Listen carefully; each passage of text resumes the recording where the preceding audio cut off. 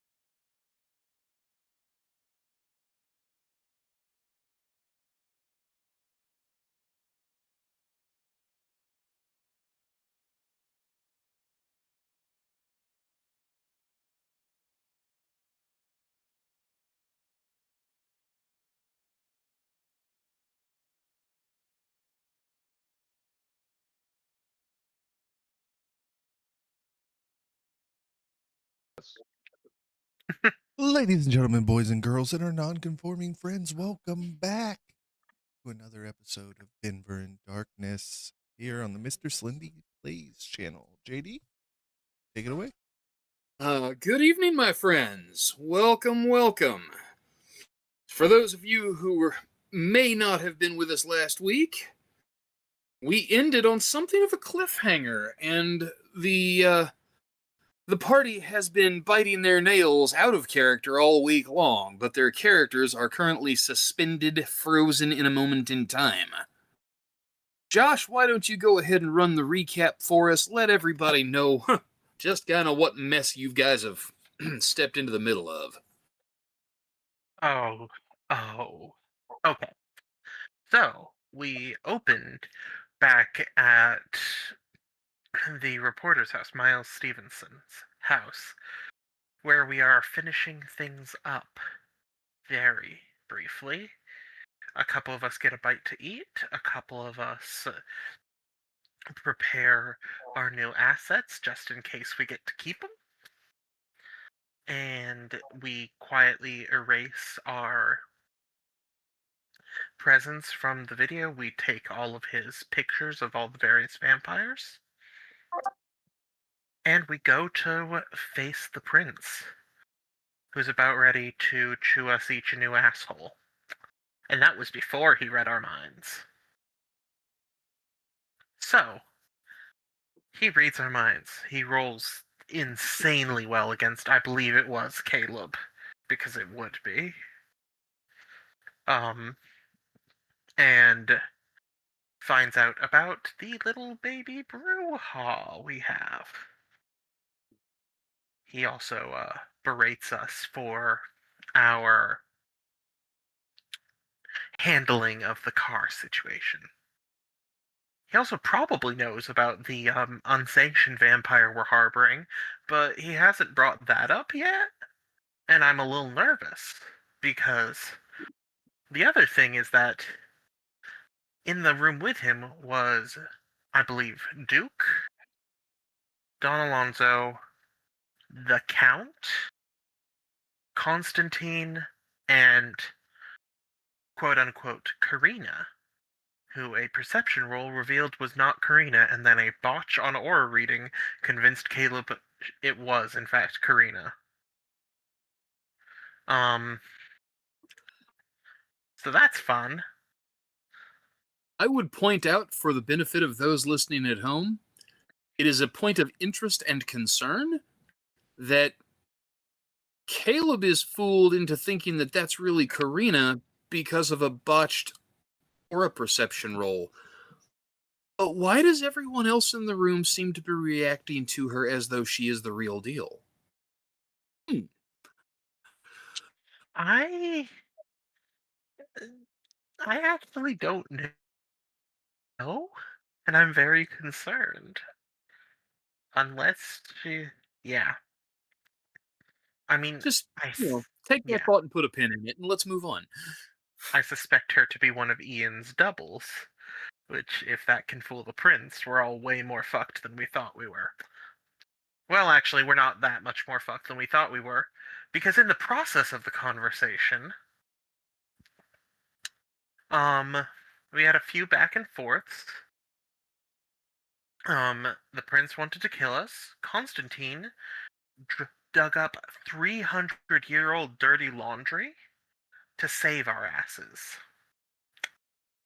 And we owe him big time now, and I'm concerned about why he'd use that card on us if he didn't need us for something big. But that's neither here nor there.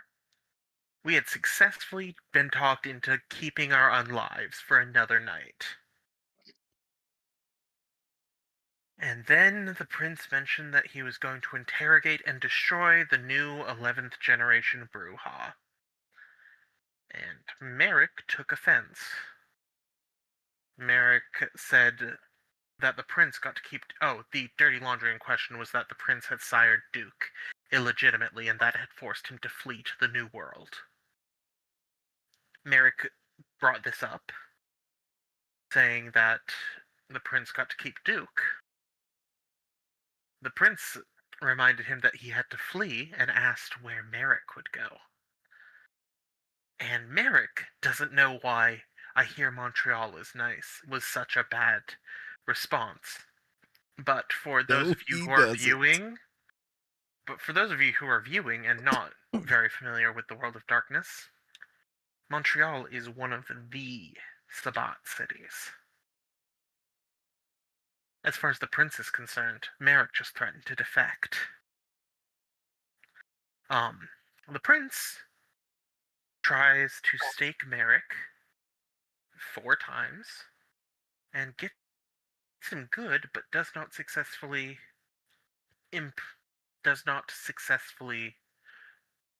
stake him, but thinks he does. Don Alonso intervenes to use a high-level presence, I believe, ability that makes all Presence of us. dominates. At a certain point, it just catches everybody's attention and makes you stop what you're doing. Yep, basically pulls on enough to stop the fighting. A few of us do other things. Caleb's in the corner with Karina.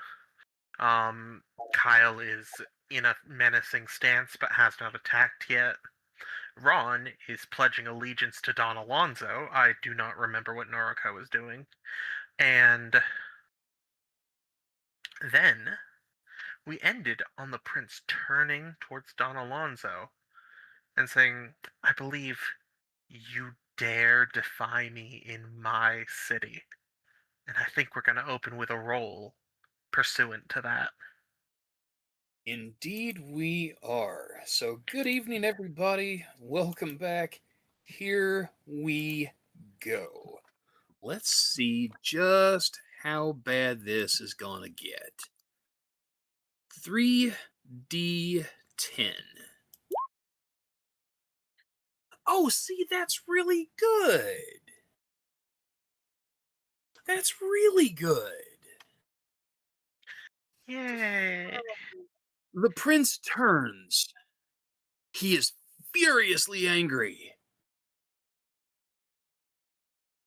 I rule this city, Alonso. By century-old treaty, you have willingly stepped aside. You vowed not to challenge my authority, and yet here you are. You heard him. He is running to the Sabbat to take his child and flee. He said so himself. The what? And at Merrick's interjection, half of the kindred in the room turn and look at you, and they all look very surprised because despite the stake sticking out of your rib cage, you're still upright. Edward turns to look at you and lunges at you. So now we roll an attack for the prince because it is his turn. Oh, but that's terrible. Goodness. That's only 3 successes. I'm gonna try to block again.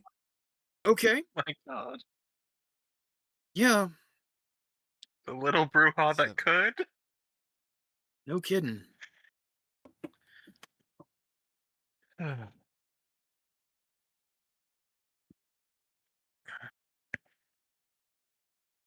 And 3 successes from Eric on 7 dice.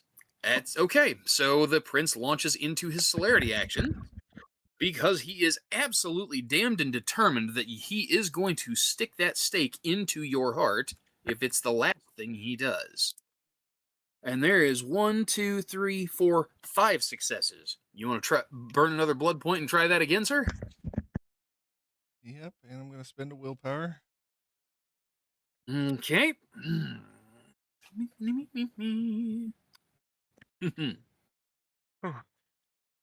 1, 2, 3, 4. With the Plus willpower 5, point, it's 5. still enough. My God, Damn. the little brouhaha that could. And Merrick is still on his feet. For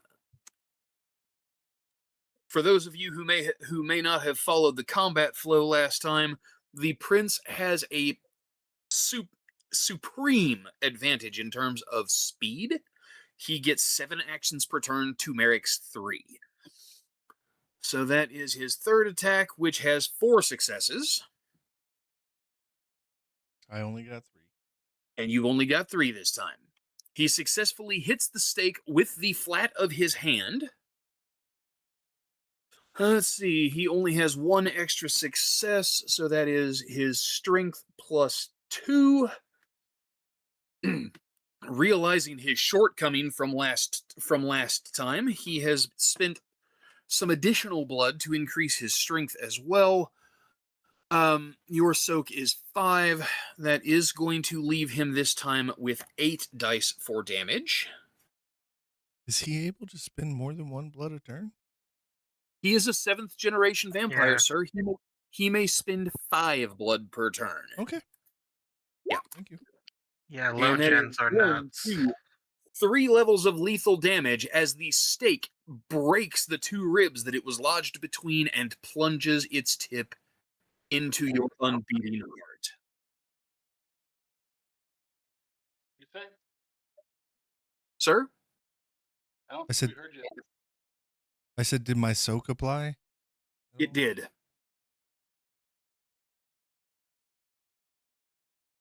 So That's a lot of after dice your rolling with my soak. after your well, recall if you will that the damage pool the first time he only had 2 successes that added for his damage add from the attack roll the first time.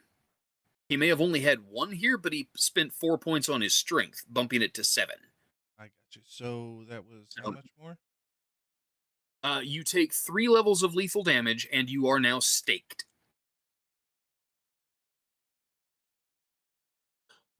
So,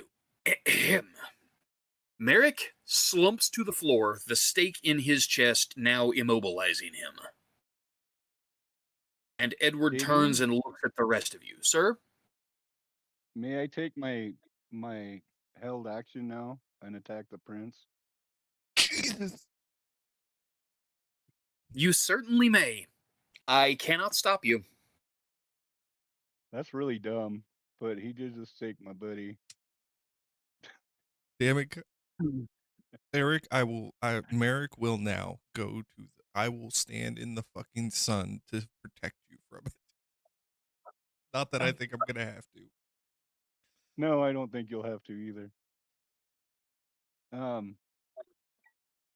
So yeah, for Protean 2, it's what? Dexterity plus brawl. Your difficulty for a standard attack is 6.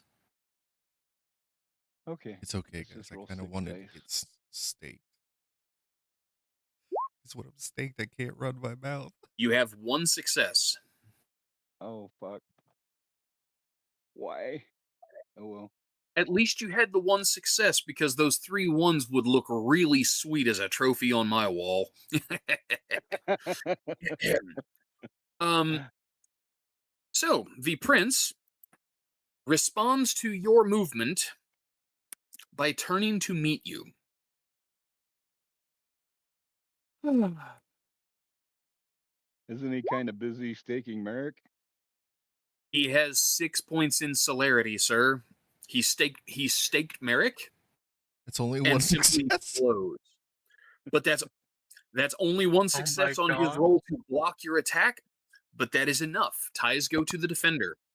He grabs your hand and with his potence immobilizes your arm.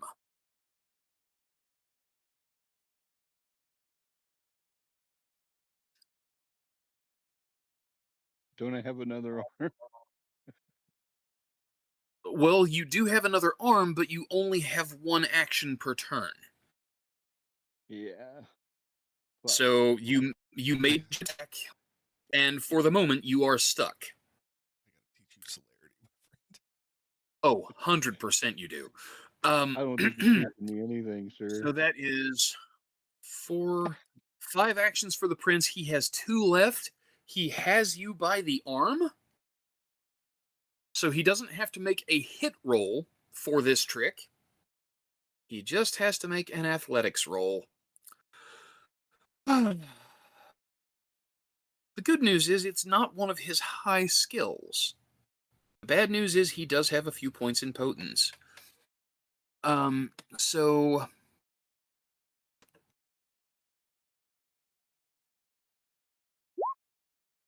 and that is 1, 2, 3, 4 on the dice plus 3 potence is 7 successes.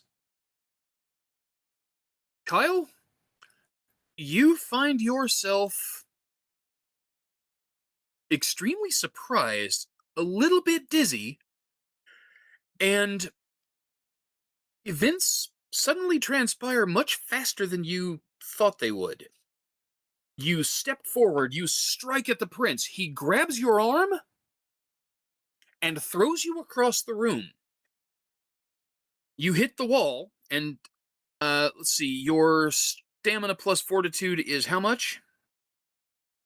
1 second. Sorry, I just clicked off. Stamina is 4 and what? Fortitude? 2, I think. 6. That's pretty good. That is pretty good. Fortitude is And 3. That's 7. fortitude is 3. Ooh, 7. Very nice. Okay, so his 4 successes plus his potence of 3. Wow. He only gets 1 die for damage. Doing better than I am. You hit the wall and fall to the floor. You are unharmed. The prince seems a little irked at you, and he says, "Stay out of this, whelp." And he looks around at the rest of you, but holds on to his remaining action so that he can defend himself against anybody else that has any foolish ideas about entering melee combat with him. It is now Alonzo's turn. He stands, and with one hand clutching his walking stick, he gives a little twist and draws a blade from the stick. Fuck yeah. Edward, I beg your pardon. I believe that you and I should discuss matters privately regarding our arrangements. However,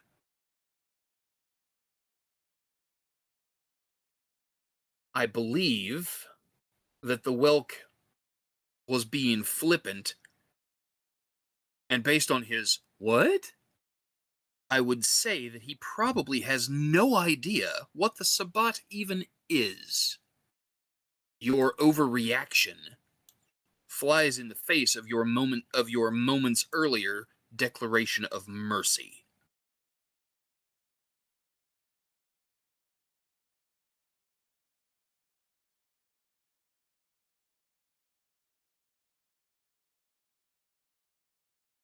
Edward I don't deny that Merrick is a dumbass. snarls. He looks around at the rest of you. Merrick, you are on the floor. You still don't know what the Sabbat is. You've never heard the word.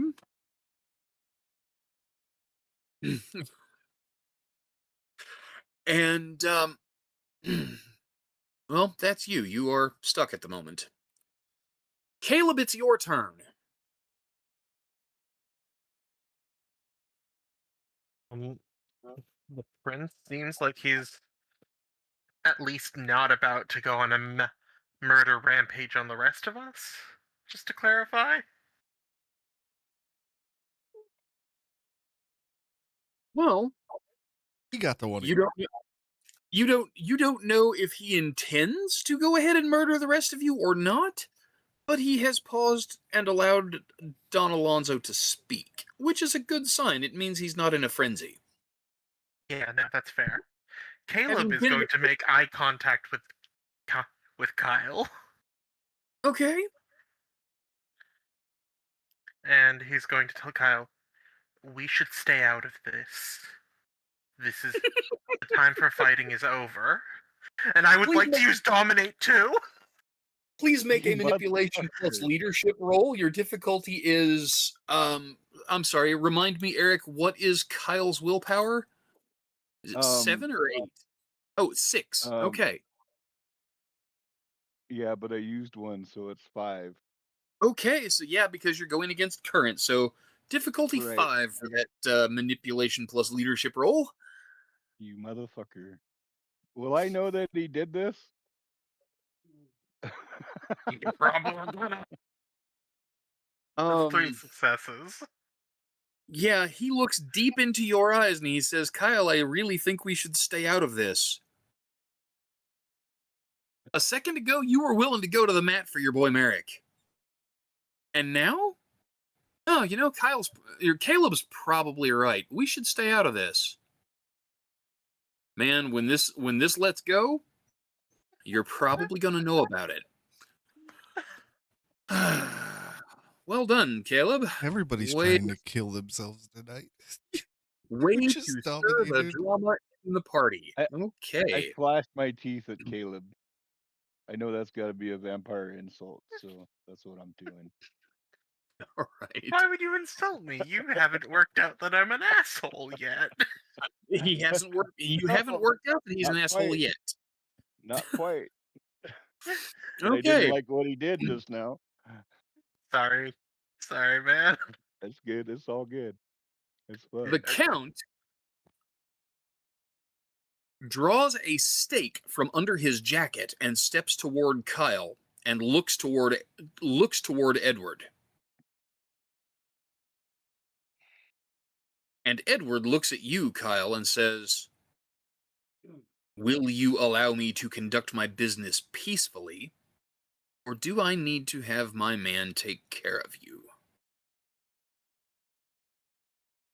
You have been dominated to stay out of this, so your answer should probably depend on that." I just gather myself up and I kind of spin to my butt and I lean against the wall and I put my hands up, but I make sure I show you my claws. But I put my hands Okay. up like I'm cool, man. Edward nods, Count nods, and he stands ready with his stake in his hand. Ron, it's your turn. Suck ass. I mean, From from one bent knee, Ron watches the scene unfold quietly, and he says nothing until he is addressed by either the prince or Don Alonso. Ron is a damn smart fella. I really respect him sometimes. Sometimes. All right. So Kyle, you have elected to move into a sitting position with your hands up. It is your turn. Do you wish to do anything else? I am gonna remain in my position I currently am in. I'll put Okay, my so hands who's down. ready for the crazy shit to start? Let's do it. And I'm ready to watch a samurai battle right now between these two.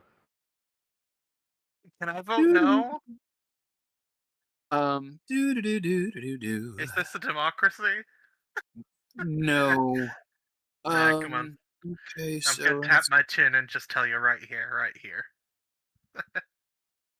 and I am spending a willpower point on this roll, Hell yeah. and that gives me 4 successes on it. Oh shit. What's that roll? The tiny blonde woman standing behind Caleb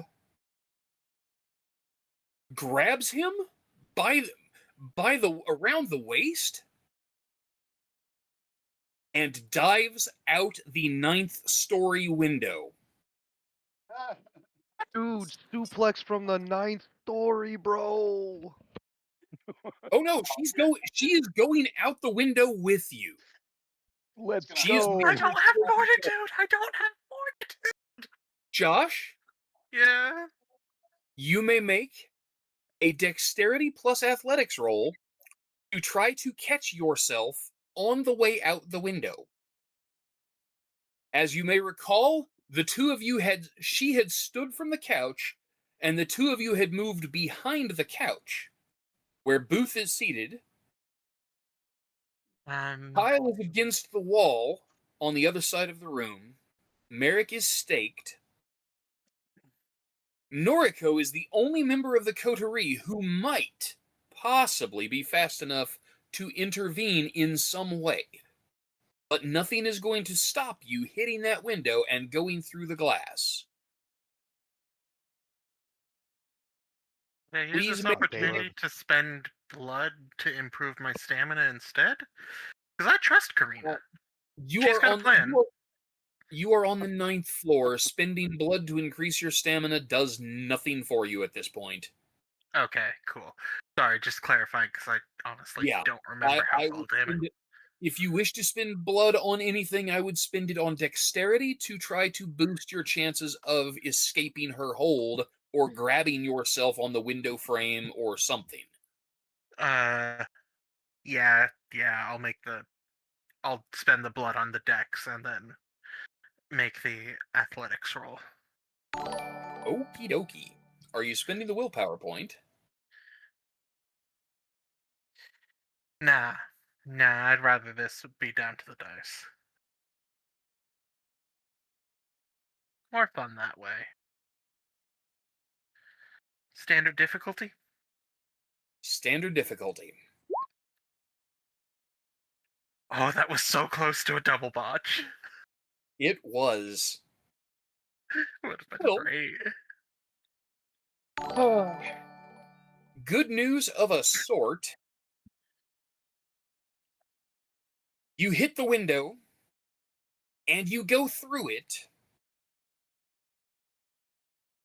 but with because her roll was a strength plus athletics roll to carry you to the window and through it. Yours was a dexterity roll to try to grab something on the way by. With one success, you manage to barely grab a hold of the windowsill. Broken glass digging through the palm of your hand into the bones of your hand as she dangles around your waist on the outside of the building. You have not fallen to your death yet. Now you have a moment to reflect on your life choices, and we move on. Booth leaps to his feet, looks around the room in utter confusion, and races toward the window. Duke reaches under his coat, draws a stake from under his coat, and looks around at the rest of you and says, "Who else is crazy?" Noriko, it is your turn. Speaking of crazy. Friend Caleb has gone flying out the window, Yeah, but well, you can see his fingers on the windowsill. and I'm sure can I get there before Booth if I spent celerity? You don't have to spend celerity to get there at the same time as Booth. You had the advantage of being on your feet. He moved that way without spending for celerity, so you'll get there at basically the same time. I do want to spend a point in celerity regardless, and then Okay. I was holding my bow mid bow, and thankfully my eyes were locked up, and so I see what goes down. So she spends the blood point and rushes to the window in a blur to try to capture Gale before he falls to his death or final death, as the case may be. All right, so you rush to the window, and Grab his wrist. you grab his wrist. Okay. Make a strength plus athletics roll. You spent your blood point on celerity, so you may not increase your strength. Right. Meanwhile, Caleb, as you're hanging out the window, barely hanging on, you've got, you know, your hand is damaged, bleeding, which, by the way, do take 1 level of lethal damage from the broken glass. Sir, yes, sir. You are hanging here, and you can hear her talking to you. You're standing between him and Mother. You have to be removed. He commanded me to remove you. You have to die. And Noriko has 3 successes on the strength roll to pull you back in. My gosh, look at that beautiful roll. Yeah, Noriko, you get him by the wrist and you start pulling for all you're worth. You look at Booth. Booth is just standing here, just dumbstruck. So she does Caleb just tells Booth, "That's not Karina." she does a Tomonagi, basically like a judo move where she's got his wrist and she puts her foot on the wall or the windowsill and yanks and like tries to like throw him over her shoulder behind him or behind her Okay. rather. You have a strength of 2. That means you struggle to lift 100 pounds. Okay. Okay. Well, pull him in and yank him to the floor. Well, you've got 3 successes. He's not going to fall, but he's not inside yet either, because you're not just pulling him. He's got another human body latched around his waist. So you're looking at a total weight here of about 350 pounds. 3 successes is a good start, but he's not out of the woods yet. But do I get to add to the successes per news action is or anybody that wants to pitch in and help can add to the successes to try to get him in the window, which is what Booth does once Caleb gets through to him that this isn't Karina. So Booth, like Noriko, is not particularly strong, but he does have the presence of mind with his held action to spend a point of blood for his strength, giving him 2 more successes on the athletics roll to pull you guys back inside, and he succeeds. Now, just Caleb's so far. Hang on. Let's see. Wait.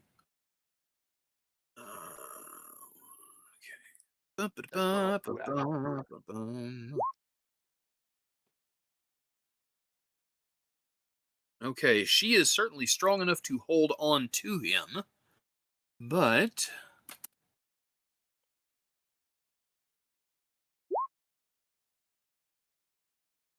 oh.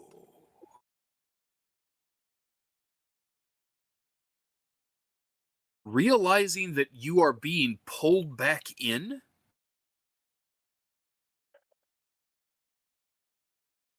she clutches onto you, and Josh, Yeah. you meet her eyes and Oh see no. there a sudden wash of heart-stopping terror.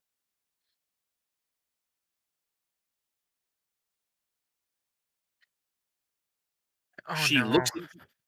looks into your eyes and she says, "Where am I?" Hmm. And she loses her grip and plummets to the ground outside the hotel. Ooh. I think we see Caleb instinctively reach out to try to catch her, but too slow because I've already used my goddamn action. Indeed. Sayonara.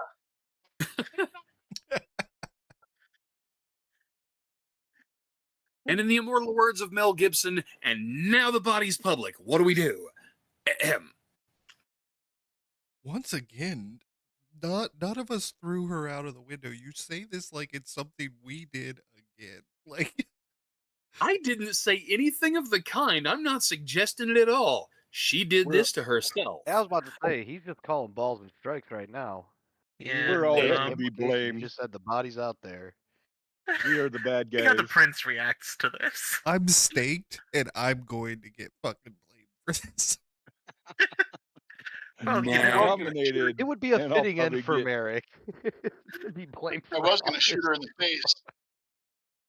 oh my I was gonna god. shoot her. Okay. let's see. I do have, let's see. Shooting them in the face One, is two, always an three, option. 4, 5 successes.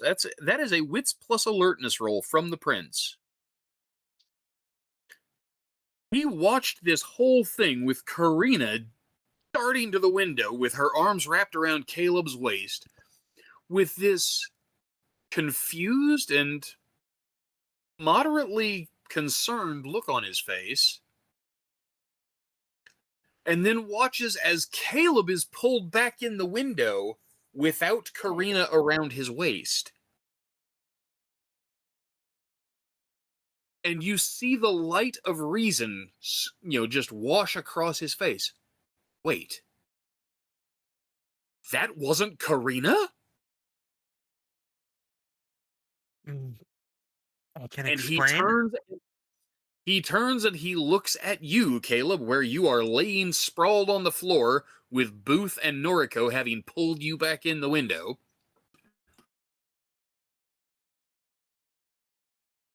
Explain. Alonzo You know- looks very patient. Merrick is still staked. And Caleb, Yeah. it's your turn. Make it snappy, Bubba. Do you know who Ian is? I'm a Malkavian. I believe 7th generation. Also, he's been hunting Karina for some time. He's embraced a number. He's the serial killer Ron's been hunting. The one who's been breaking the masquerade. Oh. I saw We've the been- pieces in your mind, but did not understand how they fit together. Oh, this is... We need to kill him. He's a threat to the masquerade. He's a threat to every vampire in this city. I was preparing my coterie for the fight. I'm afraid one of our key pieces is gone now.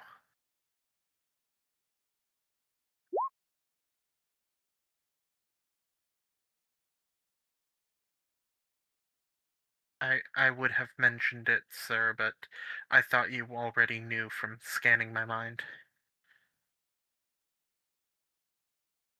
All right.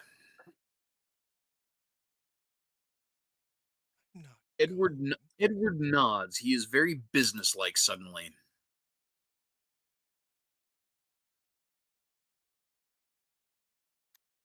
Says, we must address the body in the street, and we must do so swiftly. Count, Duke, see to it. Retrieve the body. I think it may be prudent to have a third come along, just in case she survived and is able to dominate one or both of them. Observe from a distance, just in case he has displayed significant powers of obfuscate and dominate. I don't know if he's taught his fledglings much, but Alonzo, please remain here with our guests. I will attend to this matter personally. And thank he you, sir. turns and walks toward the door behind Count and Duke, who have put their stakes back into their jackets.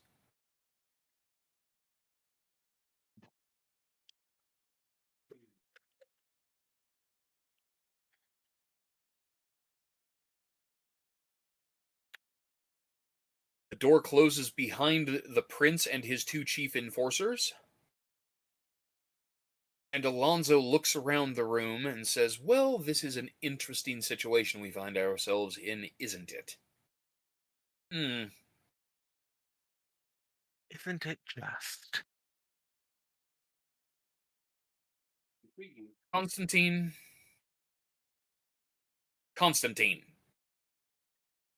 The shadows ripple and Constantine steps forward. "Yes, Don Alonzo?"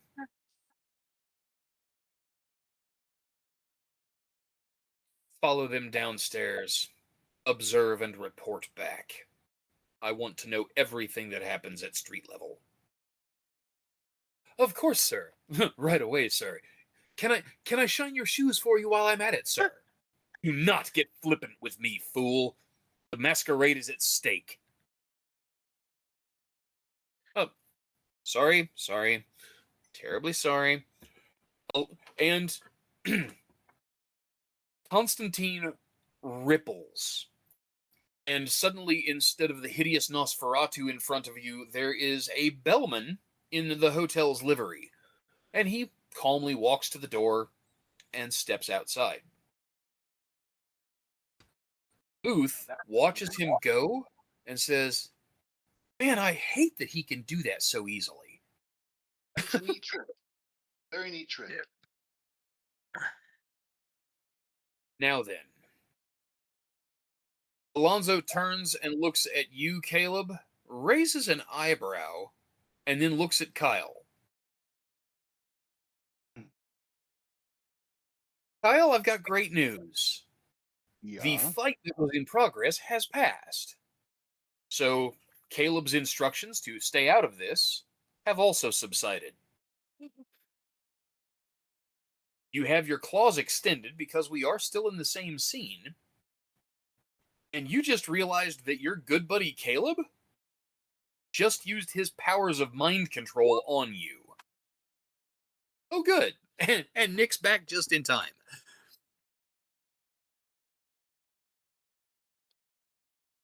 Uh-oh. Bro, Yeah, I was listening. I caught everything. So, I look at Caleb. Bro, Kyle? I thought we were friends. Kyle, I was saving your unlife. I was trying to protect Merrick. Why weren't you trying to protect Merrick?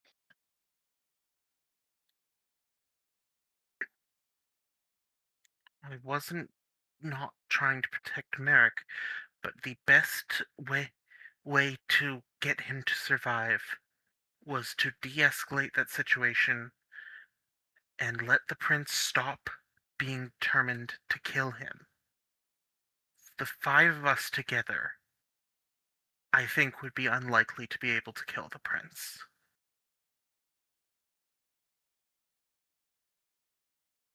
But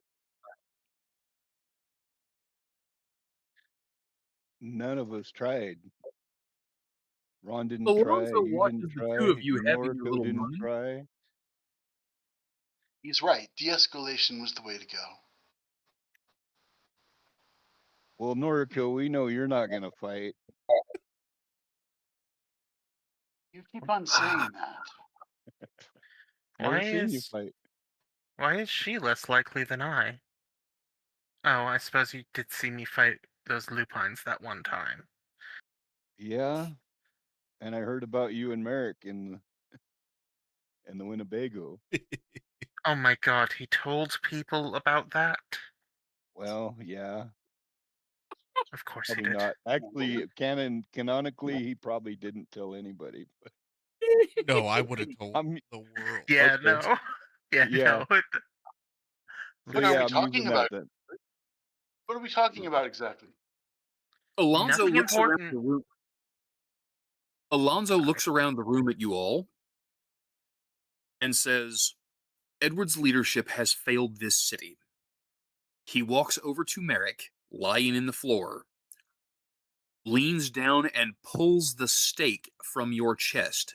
Merrick, Son of a bitch, that hurt. Caleb mutters something that sounds a lot like, oh, thank God.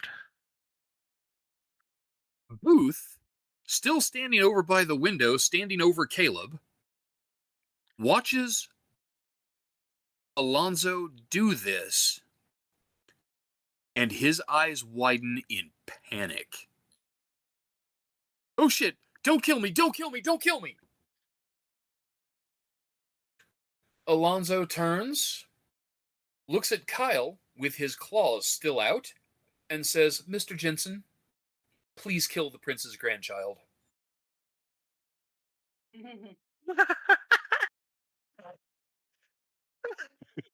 Really? He wants me to kill Booth? That's what he said. I still have Ron, clarity. Don't I? Ron's gonna look at Kyle and say, "Do it." Holy fucking Caleb is shit. going to scramble the fuck out of the way. I am scared of this roll. I think I But still have security actions, don't I? We are We've so far out of that round, Yeah. man. Okay, do you want to... Let me ask you this. You beat me to it with the dice roll. Do you want to oh, spend sorry. blood for extra dexterity or willpower for an extra success? You can do both. Let's You can do add both. one more die to success. Yes, let's do both. Okay, do it. Roll one more die. That's good. Make it easier for the next time Caleb needs to use you as a tool. Oh, ain't that a bitch? Okay, so that is a total of 3 successes with the willpower point. Please go ahead and mark that off. I did. Okay. Would you like the really good news or the really, really good news? How about the how about just the really, really We'll good news? Okay, we'll cut straight to the chase. Booth is shocked into quiescence. He literally stands there with a dumb look on his face. And Booth has no dots in fortitude, which means he cannot soak your attack at all. What? Oh my Aggravated God, damage is nothing to be fucked with in this game. If you do not have fortitude, you cannot soak it. And Kyle has the most lethal weapon in the city at the tips of his fingers. Can I eat Hi. him? Can you eat him? No, you said if you want to eat him instead, I suppose you can. No, I mean, can Um, I drink his blood? That's what I gathered. With 3 successes on the attack roll, yes, you can grab him and then go for a bite. But that takes 2 actions because biting is 1 and then beginning to drink is a second. Okay. I assumed since you had your claws out that you would go with the claws. I apologize. Yeah, let's go with the claws then. Okay, so Great White this thing. So you have your strength plus 1 as your base damage, which should be 4 dice. Yeah. Plus you have your extra successes on the attack roll. In this case, Yes. all 3. You have 7 dice for damage. Holy fucking shit. Oh my You could literally incapacitate him with 1 hit. 5 And then points 1, of 2, 3, 4. 4 successes on the damage roll. You literally turn and run your claws halfway through his body and back out. Booth gets this wild, wide-eyed, panicky look on his face.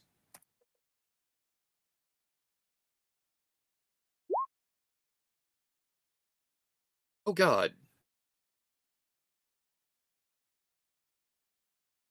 Oh, wait, the 6. That is 1 success. He does not frenzy. Instead, he looks at you in utter confusion. Kyle, I thought we were friends. And we're going to go back into initiative. Also, just a quick point of order. At some point during that convo, I would have spent the blood to heal that 1 point of lethal, because... Oh, you big baby. Just stand there and bleed like a big boy. Hey, Dave, guess how many fingers I'm holding up? 2. One on each finger. One on each hand. Good guess. So yeah, let's go ahead. Actually, you know what? There's 5 of y'all, and Merrick's not staked anymore. Merrick,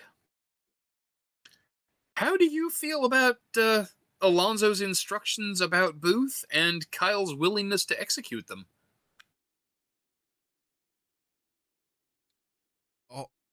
Oh, JD, you were really confused. My one stick up with this whole thing was if Eric gets to kill Booth, I would be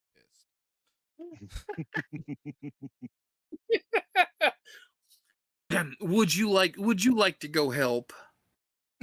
Yeah. Are we gonna? You got a research it stake again? now? Yeah, okay. I guess we're gonna go ahead and roll initiative. I had kind of talked myself out of it because I figured you guys would just gang rape him and get it over with, but right. So let's go ahead. Roll 1d10, guys. Oh, Noriko's probably going last. Noriko's What else is shocked. new? Kyle's going first. So, which technically he already did, so. I rolled higher than. Well, Oh, yeah, well, but no, all he we've rolled. got on Kyle is just They didn't the put D10. their modifier. Yeah, they didn't. Right. So, all right, a little bit of quick typing action. So Merrick has a 12. Kyle has a 15, if I recall correctly. Nick, I'm assuming Ron is just going to stand. Oh, okay, you did roll for Ron. Yeah, I threw them in order, yeah. Okay, so. Oh.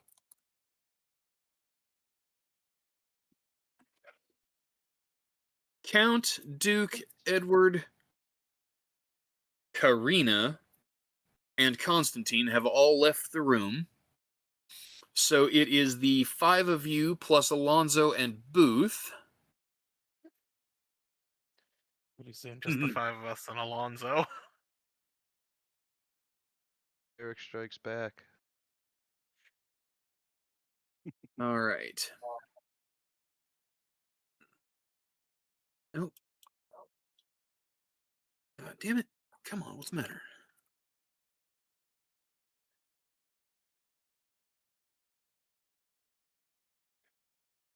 All right. Kyle has a 15. Caleb, you have a, gosh, an 8. Big numbers, Yeah. big numbers. Ron, you have a 13.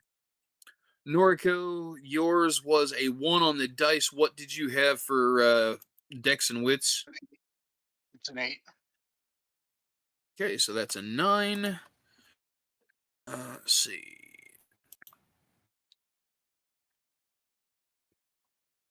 Boo! All right. So technically, Alonzo could be going first, but he's waiting to see what you guys do as minions. Booth has a big 11.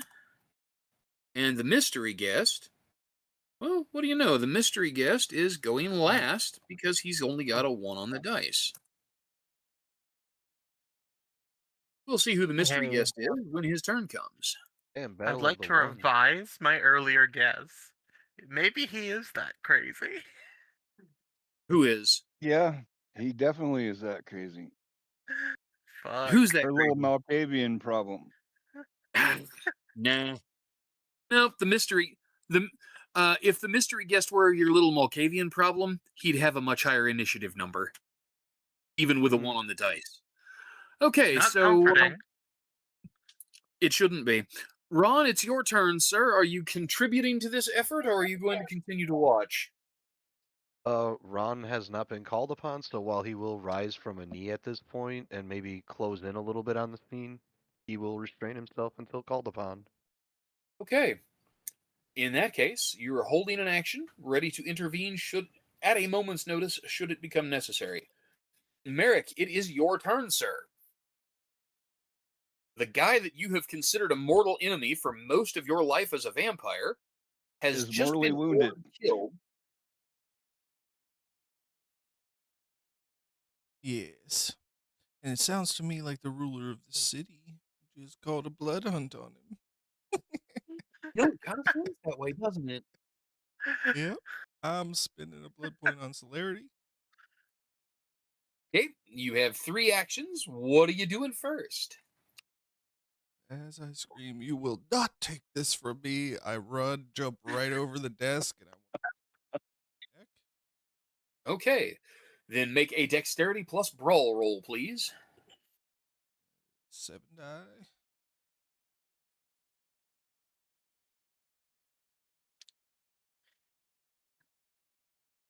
Hey guys, everyone do a shot.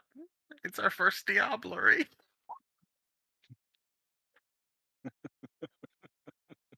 Five My successes. God. 5 successes on the attack roll. Please roll damage. And what's my Keeping damage in for mind, bite again? this is a bite attack, which does strength plus 1 in aggravated damage. He can attempt to defend himself at this point because he is aware the attack is coming. So let's see how he does. That is a fair point, but he is woefully unprepared to do so. He manages to try to get out of your way.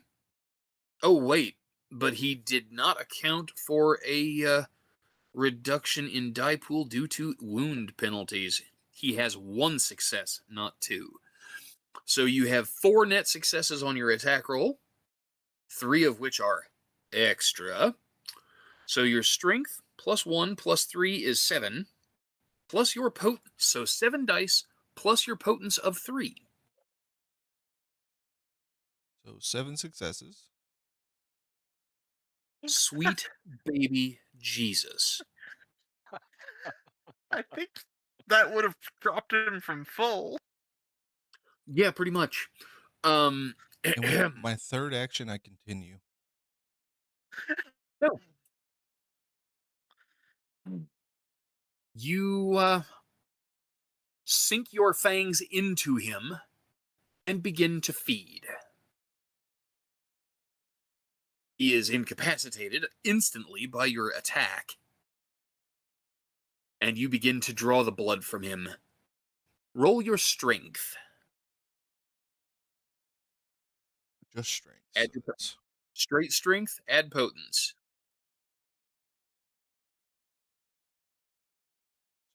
5. 5 successes. Okay. Wow. Okay, so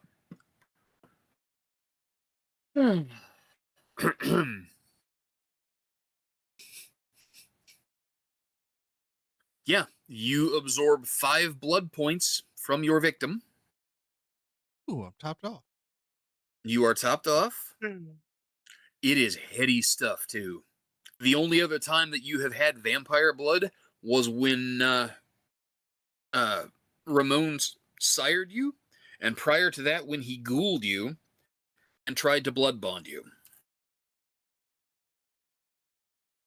Amazing.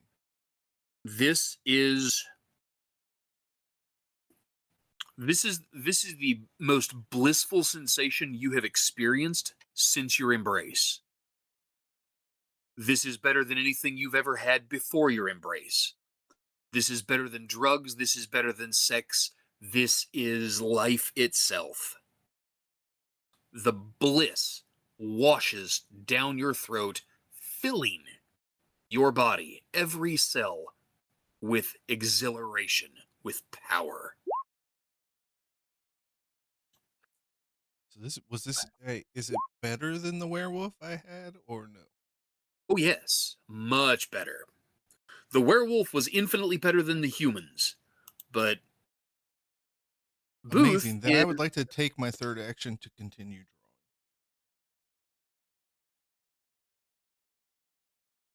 drawing. Make another strength roll. Oh my I'm god. gonna pop like a tick.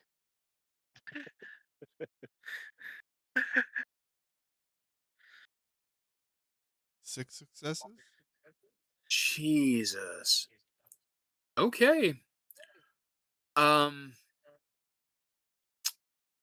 Between the damage that he had taken from Kyle's attack, the damage he took from your attack, and God, 11 blood points worth of suction. Let's see, I forgot to make a roll for Mr. Booth. We all knew Merrick sucked, but And Merrick, I need you to roll self-control, please.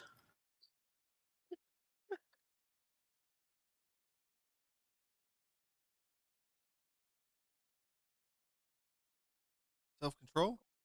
Uh-huh.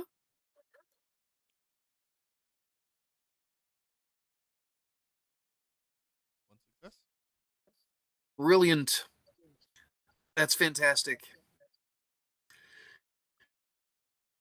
So, folks at home, welcome to Vampire the Masquerade. What you have just witnessed is an act most heinous, most foul, frowned upon by all civilized kindred. Diablerie. The consumption by one vampire of another. Not stopping simply to absorb the blood from their body, but the soul itself. You feel Booth's memories, his consciousness, wash through you, carried on the tide of his blood.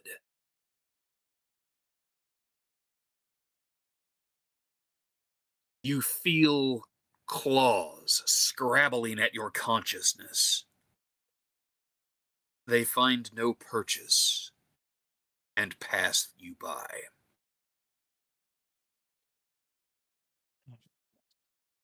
Merrick, we will talk later.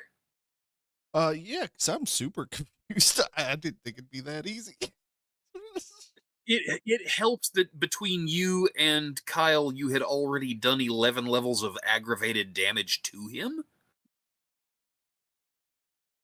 Damn. I'm not gonna lie to you guys. I accidentally just committed diablerie because I thought more rolls were coming, and I thought you guys would stop me. Because You just the kept going in your turn order, so we couldn't stop. Well, no, I thought I had way more rolls coming. I that well. Honestly, So, Frankie? but. I mean, I Frankie? was gonna try.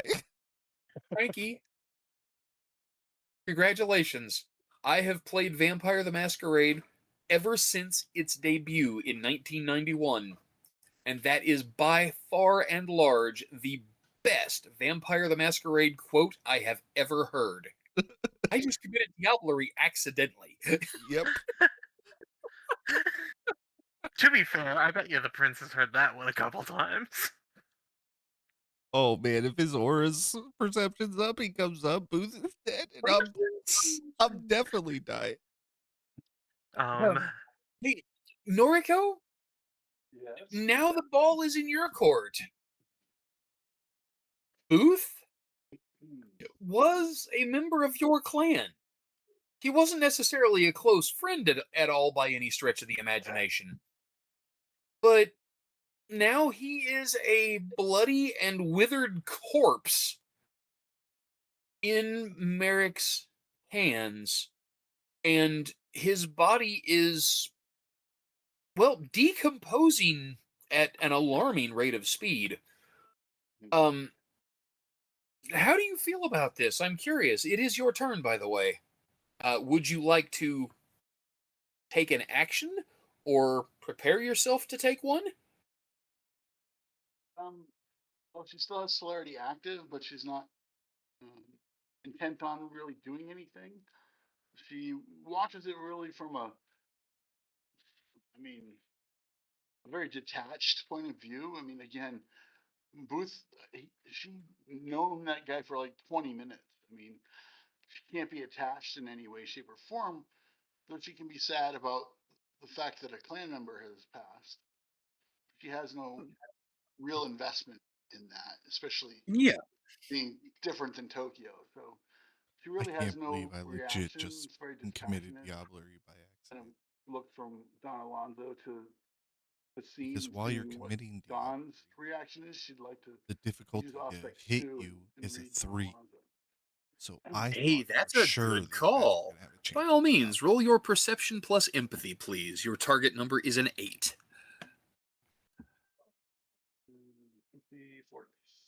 I'd like to buy a success, please. Willpower. My current willpower is, I believe, 8. 1, 2, 3, 4, 5, 6. No, 7. Your willpower is not okay, 7. okay, so what does your willpower have to do with anything here? I'm spending a willpower point for automatic Gotcha. success. Okay, so go ahead and make your roll. 4 dice. Wow. Damn, that was a good roll, Will. Holy damn. shit. With the willpower point, that is 5 successes. Holy cow. That's amazing. Give me just a second. My God. That is amazing. Thank you, Will, for doing something completely unexpected. There we go. Aura Perception. Here we go.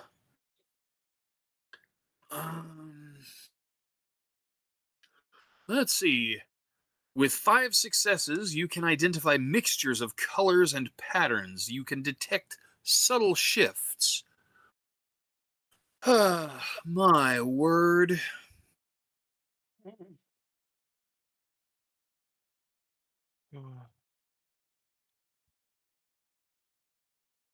Okay, so, there are a couple of really interesting things to recognize in Don Alonso's aura. First of all, despite the situation, he does not seem to be the slightest little bit afraid of anything. He is very calm. He seems so there is the calmness is reflected by the light blue shades in his aura. But there are other spikes, lavender, indicating kind of a conservative wait and see sort of attitude. There is a glimmering, a faint hint of deep, deep red, indicating that he is aroused in some way. Interesting. But there is also a lighter rose color rising to the surface.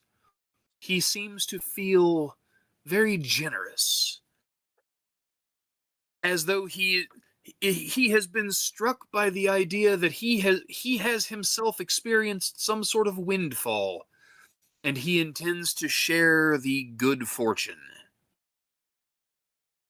But the thing that catches your attention most directly are the black veins in his aura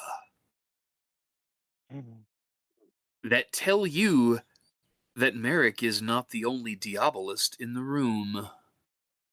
Don Alonso has been dining on his own kind. Nami, nami. Good to know. Would that conclude the So, read? I honestly figured that was going to Would that conclude the read then? that concludes the read. So she's gonna try and keep a poker face and Okay. look away back to Okay. Merrick and what's going on there, and Okay. Well, try you to look. got your aura perception on Don Alonso consumes your primary action.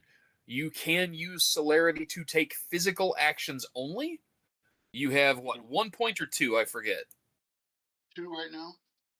Okay. I don't think I'm gonna bother doing anything. Okay.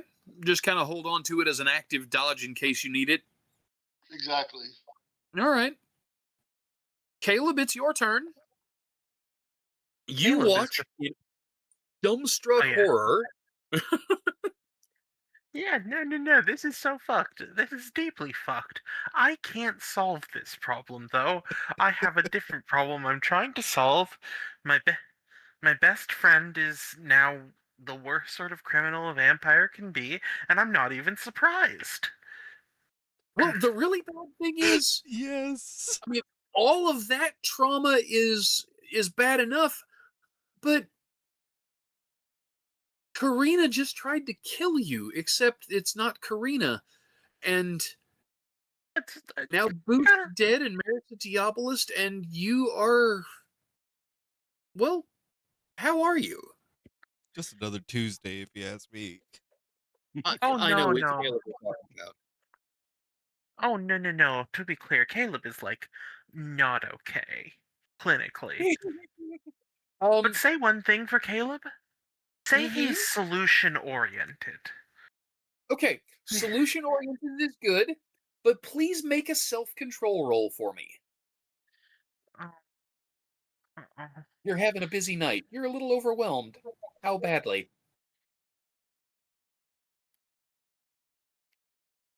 No Hey, successes. fantastic. No successes. All right. So yeah. And we're about to have much bigger problems. So Caleb just reaches under his shirt and grabs the shark tooth necklace he wears under the shirt, mutters some creepy ass words, and performs the blood brush ritual, which takes only one action. Refresh my memory. What does Blood Rush do? It means that for the next hour I won't frenzy from hunger. I'm not at any risk of it. That's a good call. Okay. Oh, it's a better call than you know. Oh, I know. You're a little low, I'm sure. No, I'm at 9. 9 out Anyway. of what? 11? 13.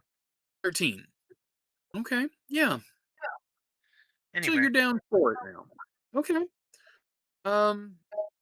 Hey, oh, I know what you're doing next. Huh. Look at Yeah. that.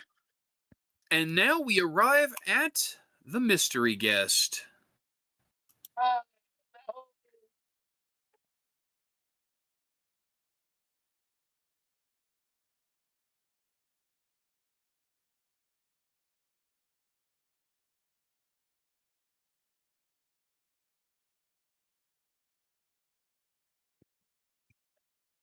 Hey, Ron.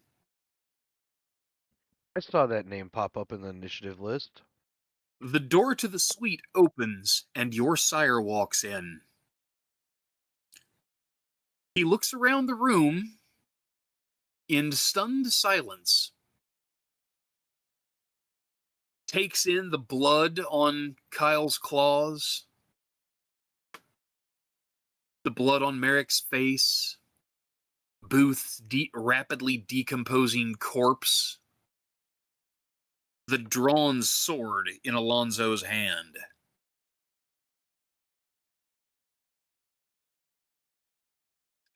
And he looks around the room and he says, "Oh, so it's like that. Excellent. Don Alonzo, I am at your service." And he smiles really big. Oh my god, I love it. Yeah. It's just like, Dude, your sire's the best. He is the best. Hey, which way's the wind blowing? Oh, yeah, I'm going that way with it, thanks. Alonzo looks The around the Ventry room at way. you all. And he says, "Duke and Edward must not see the sunrise.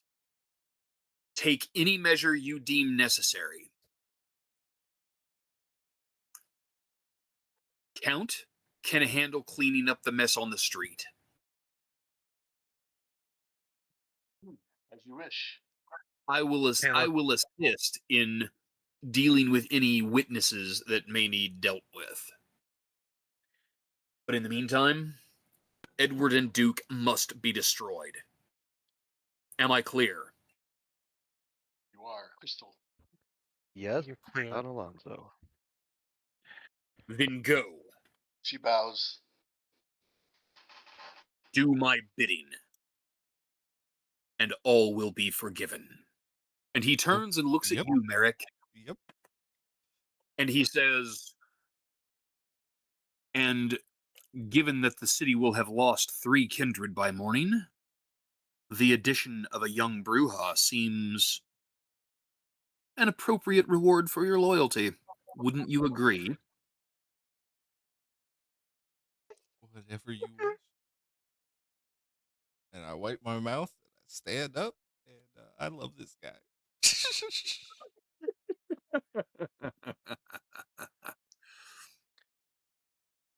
God, I wish we had time to prep. Well, I mean, Edward, Duke, and the Count have gone downstairs to try to clean up a mess where a vampire just plunged from a 9th-story window. Does anybody go to the window and look and see what happened outside?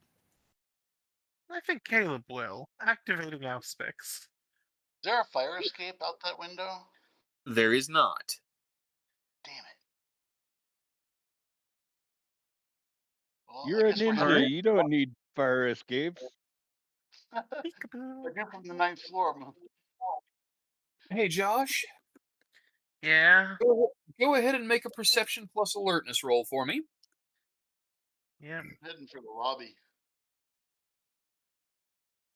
So Noriko is headed to the lobby. Okay, good to know. Our 5 successes? I beg your pardon? Our 5 Yeah, successes? The 5 is a success. Yay, 3 successes. So, Caleb, you are the first person in the room to have actively stuck your head out the window. Uh-huh. Down below on the street, you see something that absolutely unnerves the fuck out of you. Of course I do. The prince and his goons have not made it outside yet.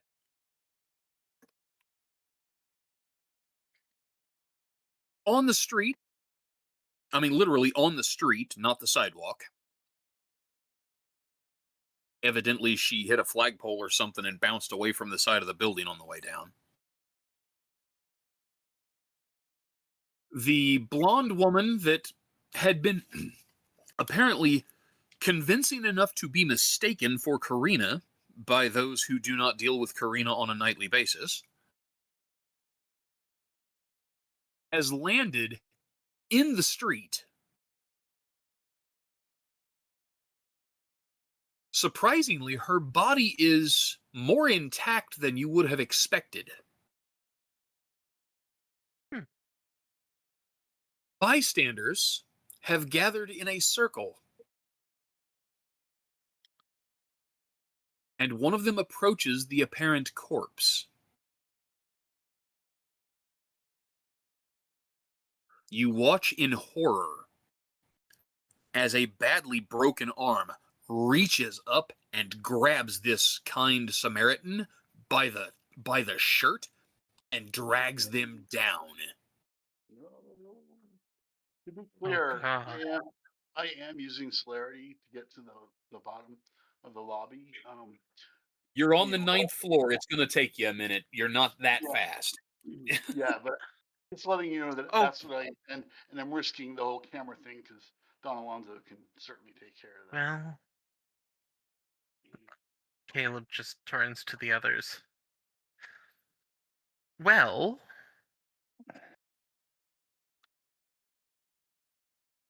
the good news.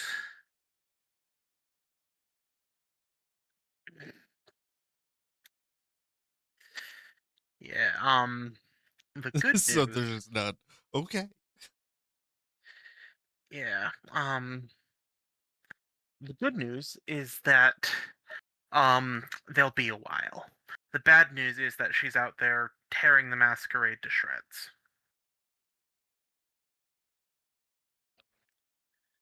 Like like in front of a crowd. Oh, by Uh by the way, We have 2 uh, cups here. We need to use Josh, yeah. you got a quick head count. There are 13 eyewitnesses in that little circle of bystanders, and one of Well, them why is the currently fuck would? being fed on. Yeah, why wouldn't there be? That fucking tracks. Yeah, she's feeding. I think I think you're right. I think we need to go out there and help. Earl, Ron, do you think you two can handle crowd control? Alonzo gets this stricken look when you say she's feeding. He doesn't even speak. He rams the sword back into the cane, twists it to lock it, and runs. He does not walk, he runs toward the door. that. Yeah, I'm joining him. Oh, I'd like to Hey, see by I'll the way, follow before her as well. before you leave, Bernadette and Nikki, gimme. turn around and toss him to you. How many rounds will it take me to get to the bottom? Because that's how many blood points I put in Merrick, this you are 5 health levels down in lethal damage. You have a gaping hole in your chest. Yeah, but is Merrick aware of that right now? He's kind of like high. I feel like He's he's euphoric. keenly aware. Hmm, that's a fair point. Um, but Caleb asked you for your axes, So I and stop. you pause to hand them to him.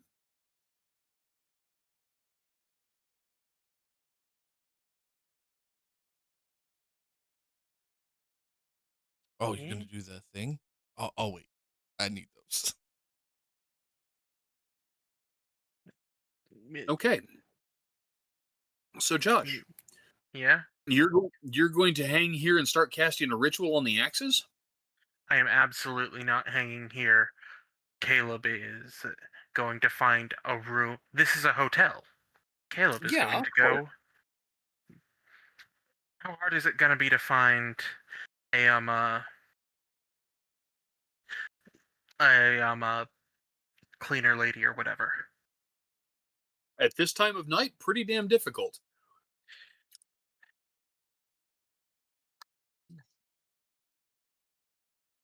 but not impossible. Yeah, Caleb is going to find one and have her let him into an unused room. Okay, He will that is something that also you can do he without a will roll. also have her follow him in, and he will feed on her until he's full. Okay. Oh, until he is full, huh? He's only down 4 right now, but he'll have her stick around. Sounds like a plan. I'm here for it. Do you say something to Merrick about the gaping wound in his chest when he hands you the axes? Oh yeah, Merrick. Well, that's good news. That's the act of a true friend. Merrick, your buddy Yeah. Caleb prompts you about the wound in your chest. Are you going to spend blood to begin healing it? Yeah. Okay. So it will cost you a total of 5 blood points to heal 5 levels of lethal damage. And you can have that done in a remarkably short period of time. Noriko, you activated celerity and said you were running for the street. Mm-hmm. Hey, And I'm spending a blood point for every round it takes me to get there in dexterity. okay. To get down the stairs using celerity with 2 points in celerity, Mm-hmm. you will be able to cover that distance in 3 turns. Okay. I have 10 blood points Now, now, so I'll have 7 remaining. I'm sorry, you said you have how many now? I have 10. I know you have less than that. When you are full, you have 13. I haven't You spent have any. you had spent blood last session to increase your dexterity by 1. You So have that was it. spent blood on celerity 3 times now, and 3 more is going to leave you with 6 blood points. Okay. So All right. 6 you blood will points. you will be at less than 50% when you get to the bottom if you burn celerity all the way down. Yeah. I do intend to.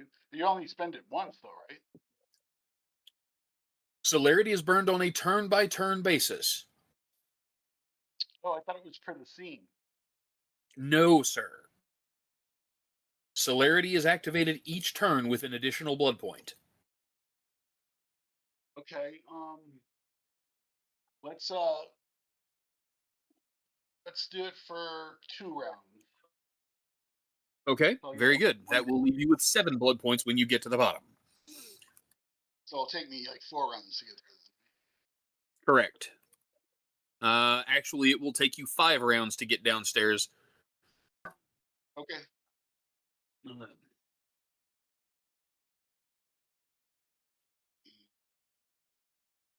So my tempo Okay, is 7. that is correct. All right. So, Noriko is on her way downstairs, taking the stairs as fast as she possibly can, slowing to a humanly possible pace as she gets down to about the 3rd floor. Merrick, you are healing your injuries before stepping out. This process takes you 3 of the 5 turns that it takes Noriko to get downstairs. Ron, what are you doing? You, Earl, Kyle, the 3 of you all have yet to have your plans determined. Caleb and Alonzo have asked you to participate in cleaning up and containing the mess.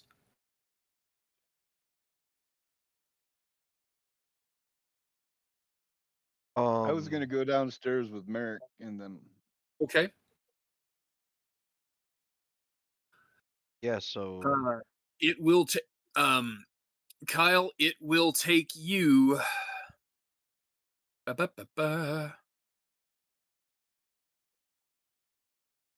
it will take you God, with no celerity, it will take you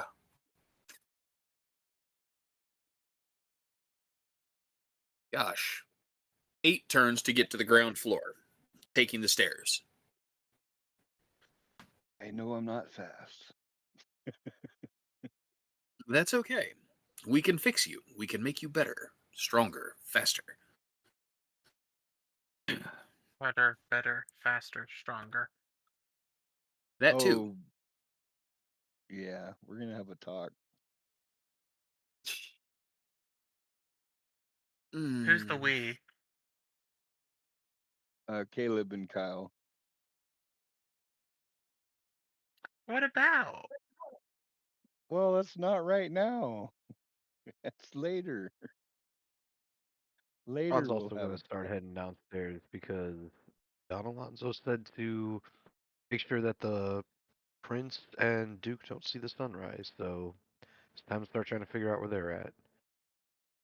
So he'll start making his way down. You said it's 8 rounds to get to the bottom, huh? Because I don't have celerity either.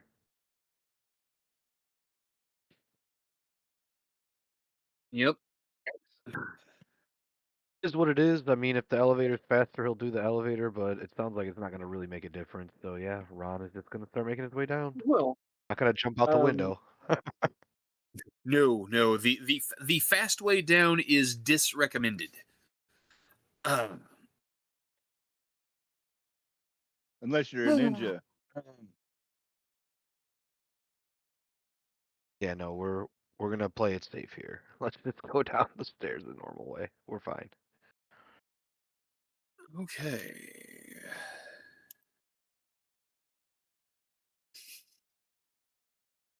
All right. So basically, everybody starts heading downstairs.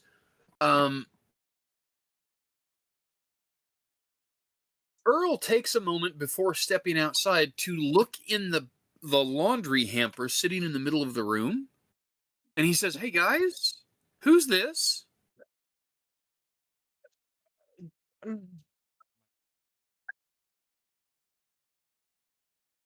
He looks at you and oh. And he looks over at Booth's body and he recognizes the outfit, apparently. He said, "And that's Booth?" Is It probably was. more. Yeah. Oh, Yeah, boy. Earl steps over to Booth's corpse and throws it into the laundry hamper with your child and then covers the top of the hamper again. Good call. Don't pull that stake. He's a little temperamental. Noted. Figured there was a reason. Ahem. He,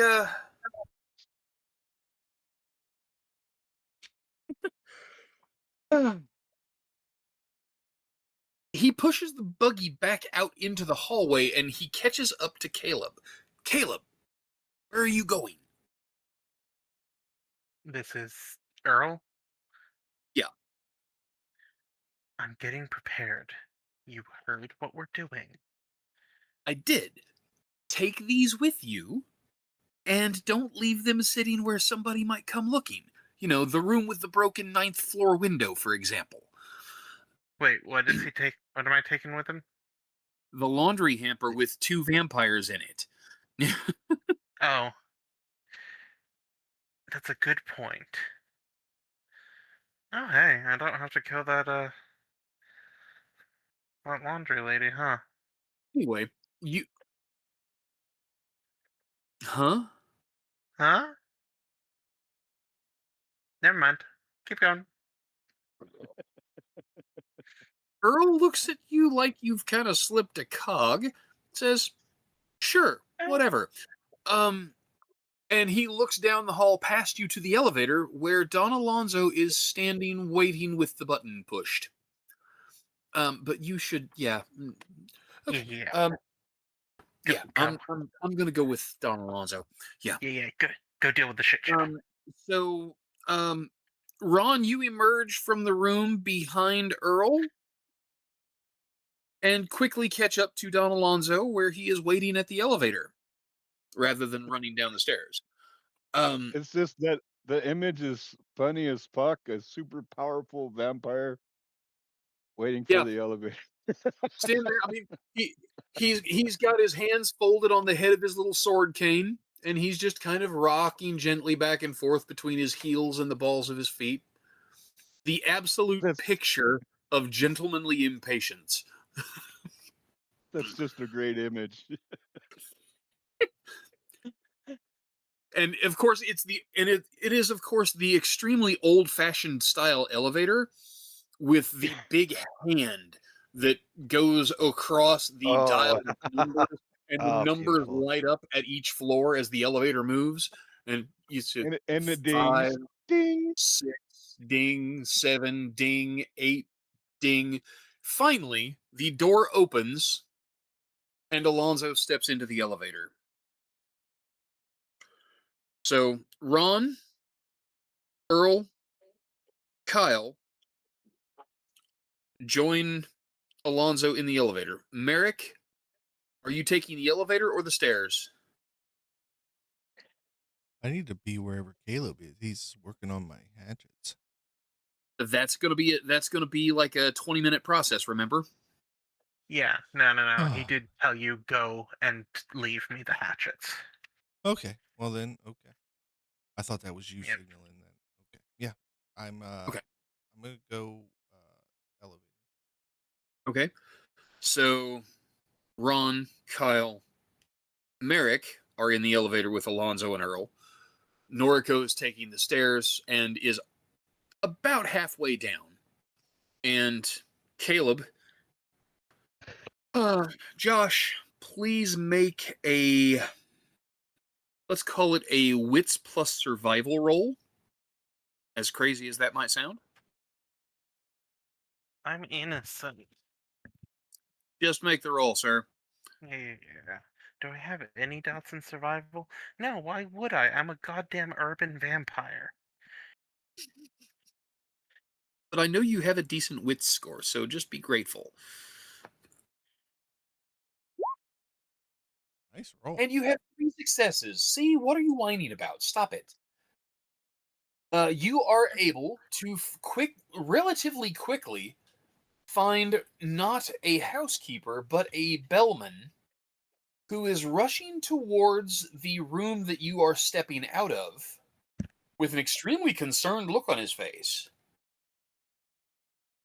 He arrives just as you step out the door, pulling it closed behind you, and he says, Sir, is everyone all right? I understand there's been an accident. Everything's all right. You you were just about to let me into one of these uninhabited rooms, right? Go ahead and make that manipulation plus leadership roll. Whew. Oh, that's gotta be 3 successes. Oh, yeah, 3 successes.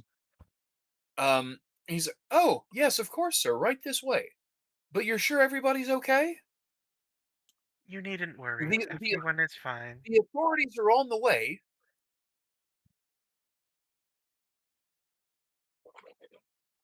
There's been a terrible accident.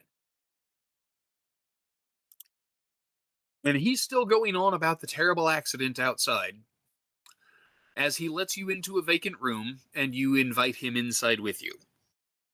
What? Of course, he helpfully pushed the rolly cart with the one dead vampire and the one staked vampire without realizing what's in the cart, simply stating that, gosh, this thing's heavier than it normally would be. Yep. And then Caleb just, if he's got long hair, brushes it aside and chomp. And then tells him, I think it's time you took a nap. I'm sure you're feeling lightheaded for some reason.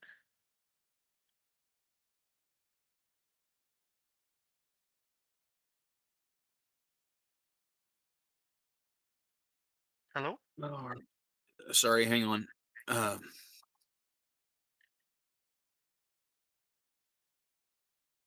all right.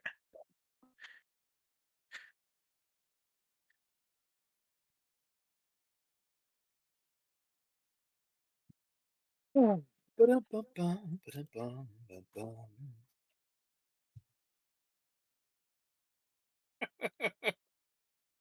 Uh,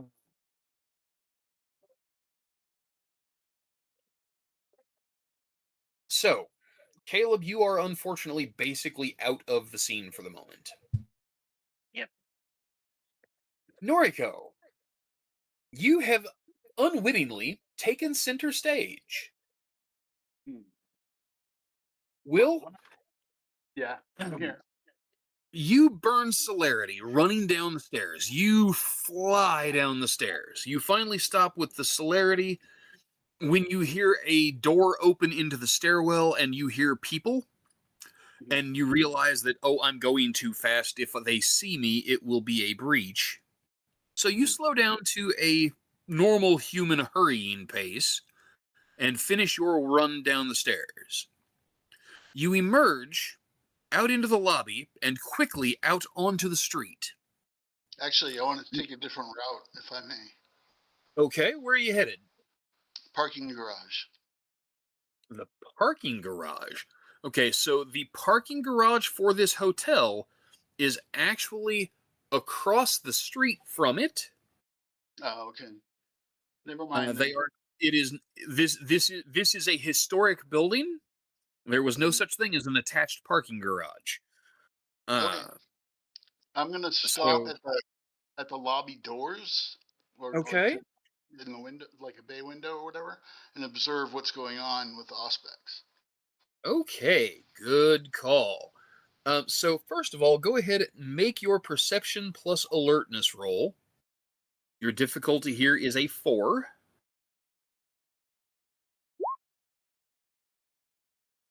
And that is 3 successes. Very good. All right. So what you are able to take in quickly, there are 3. Sorry. I didn't say anything. Okay. There are 3 bellmen in the hotel's livery outside. 2 of them are part of a circle of people gathered around what you presume to be the body in the street. The third is coming up behind, about halfway between you and where you see Edward, Count, and Duke walking towards the crowd. With 3 successes and Auspex active, you are able to see that in the center of this circle of onlookers, Karina, if that is her name, has hold of of a human, a woman in her 30s-ish,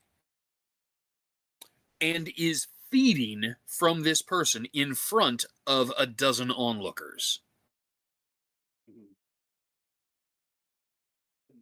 Duke, Count, and Edward are approaching the circle of onlookers, apparently with the intention of putting a stop to all of the foolishness. This is the scene as you take it in. You can hear with 3 successes, there are sirens approaching. Okay. There are cars stopped higgledy-piggledy all over the street.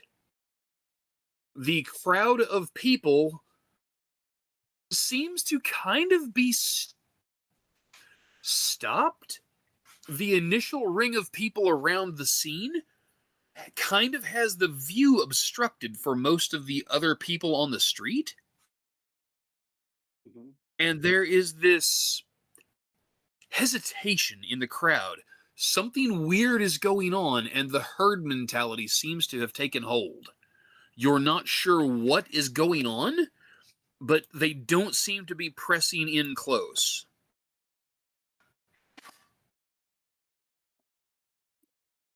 The intent, I think, would be, I don't remember how fast he can move in stealth, but I'm going to try and, while they're all distracted with what's going on, I'm going to try and slip across the street to the parking garage with celerity.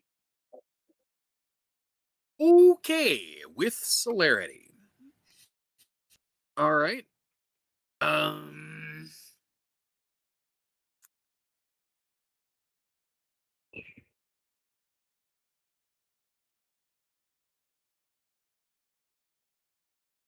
Okay. Under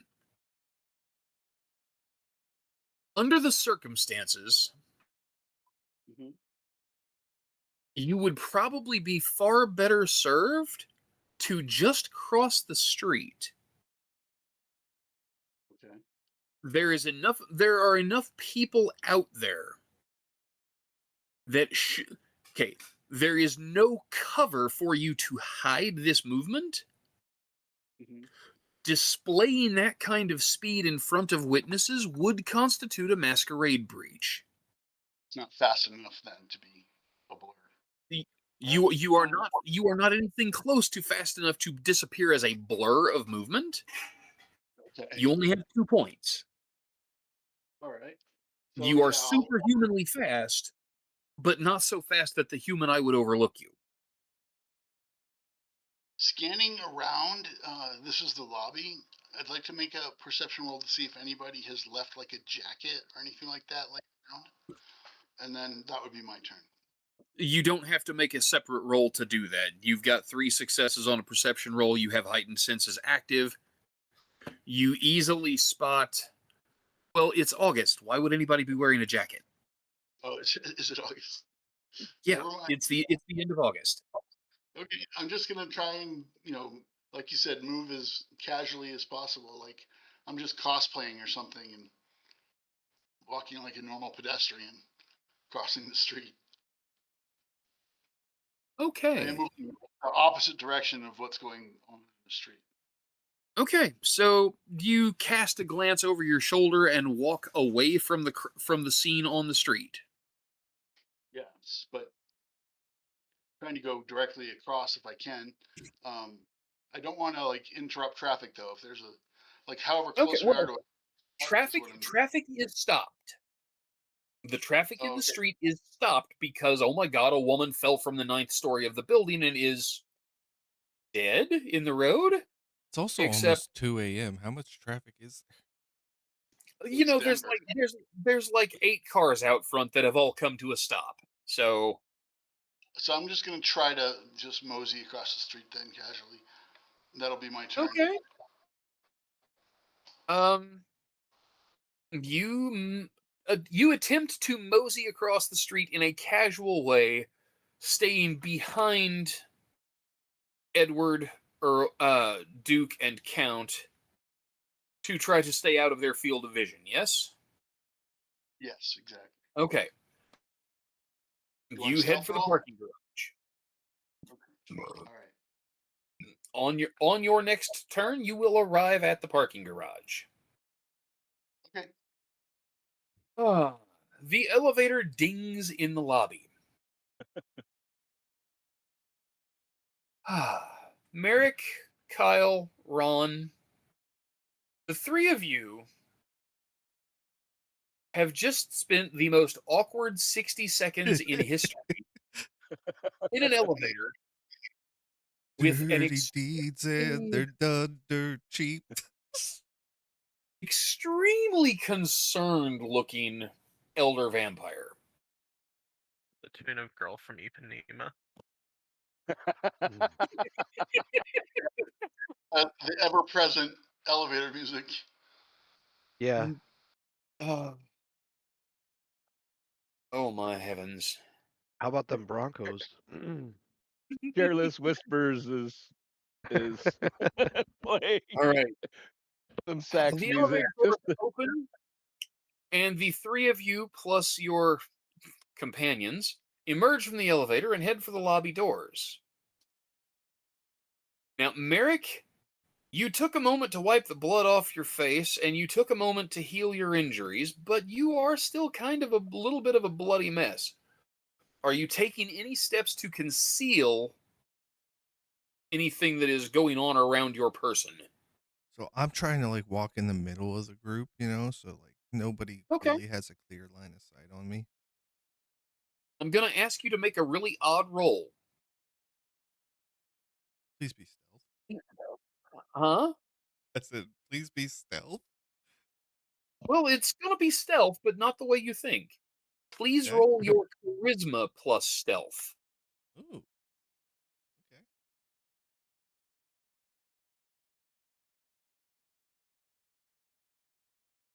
Two successes. 2. Boy, man, I'm telling you, those ones are going to get somebody I tonight. know. There's a bunch of them. Fuck no, no. They're popping up everywhere. So yeah, with 2 successes, you are able to kind of hunch your shoulders a little bit, stay kind of between the others, and not attract a ton of attention as being a bloody mess walking through the hotel lobby, which is good. Um, Ron, what about you? You are clean, collected, personable, present. Any special action or any preparation you wish to take as you walk through the hotel lobby? Um, I would say no. He's trying to keep his eyes sharp for any sign of like the prince and his coterie, so to speak. Okay. Um, Go ahead and make a perception alertness roll for me. Okay. Mm, how much is that? There we go. 5. I always forget where all these things are at.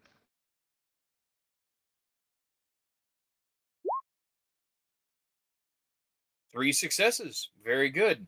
Um, you are able looking out through the lobby doors as you approach them. You see the familiar figures of uh, Duke, Edward, and the Count as they are joining the group of bystanders around the scene. Okay. Ron's gonna point to them and just say there and continue moving towards them. Okay, Kyle, what about you? Um, Well, denied a meal twice tonight. I'm just gonna lick the blood off my claws. I'm assuming you would have that done in the elevator while you're alone with the guys. Yeah, and then I'm Okay, gonna. Can I just make my claws go away? sure, I that's a good understand. I have to. before you go walking through the lobby. Um, that is a very good choice. Anything else you'd like to do?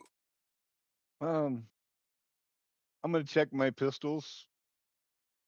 Okay. Yep. Great Make news. sure They I'm are right locked where and you left loaded. them. I'm gonna pull the courier pack out and check the Uzi. Oh Lock and goodness, load you that. are loaded for bear, aren't you? Yeah. Um,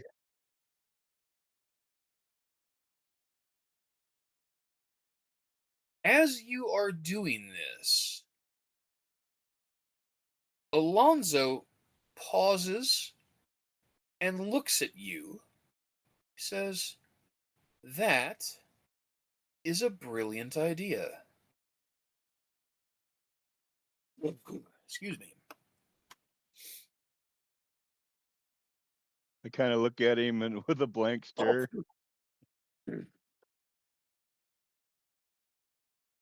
Do do do do do do. Da, da. You know what? Hang on a minute. We're going to do that a different way.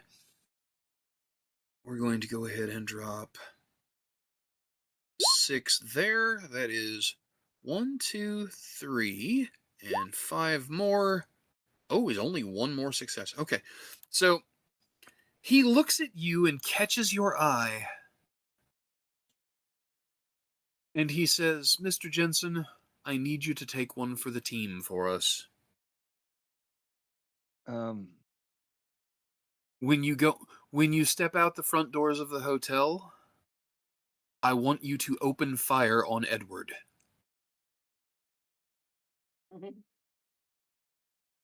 Awesome. really? This just switched to a Sabat game because this suddenly feels like a fucking Sabat game. What did I tell you? You know, I don't think it means what you think it means, but It could. It could. Of course, sir. I'll do that. yeah. So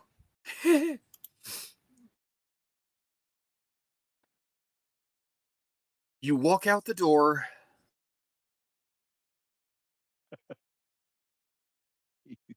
Kyle steps up to the plate. You pull the Uzi from the courier bag. You draw your bead. Edward, Count, and Duke are standing together. Edward is trying to gather the attention of the people standing in the circle around Karina's body. You are able to just barely, through the legs and the people, to see the woman that she is feeding on, who is now, in fact, basically a dead body.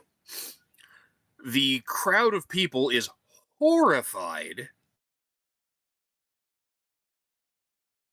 And then the dominate command takes over, and you open fire. Oh, he didn't have to dominate me. I had done it. Yeah, But I want to he did. yell. He I did, want to just in case. yell. I want to yell. You killed my friend, motherfucker! And then I open fire. Oh, God. God. Okay, so I'm not dead. I know you're So- not dead. Eric, your dexterity plus firearms is what? 6 dice or 5? Give me one moment because I'm away from my computer. Okay, 'cause my stand puppy by. wanted I to can go pull out. it up here. Oh, Let's it'll take see. me. Your dexterity plus firearms is 5. Okay. On full auto, you gain an additional 10 dice to accuracy. Jesus fuck. Yeah, this is why you like the Uzi. You have 15 dice to roll. Okay. Here we go. So 6 and 1, 6 2, 3, 4, 5, is and 3 12 more. and 4. So 16? 15. Oh. So 3 more. Oh. Okay, that is 6 successes. All right. You pour an entire magazine from this gun into Edward almost without missing a single round. Honestly, with 6 successes, that's really impressive. And these are Noriko's special bullets that she They loaded for are. me. Oh my Hey, god, the Hey, incendiary. Will, Oh my these God. are Well, the I think they incendiary rounds that Noriko acquired. I think they Caleb might alternated. be extraneous to this fight. Well, Weren't I don't think my Noriko, were hatchets they are gonna make it down here. Will, did Noriko alternate them? I did, yes. Okay, so there's so silver one and bullet, one For your incendiary. Okay, so that does weird things to the damage. Suffice to say that for our purposes here, the prince's fortitude is all that is being applied. However, the silver bullets effectively have no noticeable effect. So you have 6 extra successes because he is extremely occupied and does not see this coming. So he is not making any attempt to avoid the fire. So you have a grand total of 5 dice to roll for damage. No, excuse me.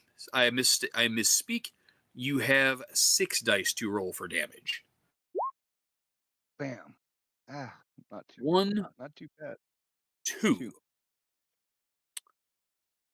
The spray of bullets catches Edward in the back with whatever stray rounds actually missed striking him, apparently striking Count and Duke, but having little if any effect on them. However, at the sound of gunfire, the crowd reacts predictably. People scatter, Like going a in cockroach. every direction away from the bodies in the street and the sound of gunfire.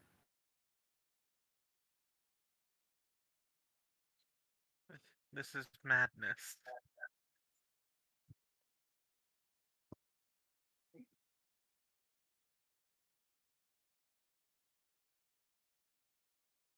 And then shit gets weird. And then Then shit gets weird.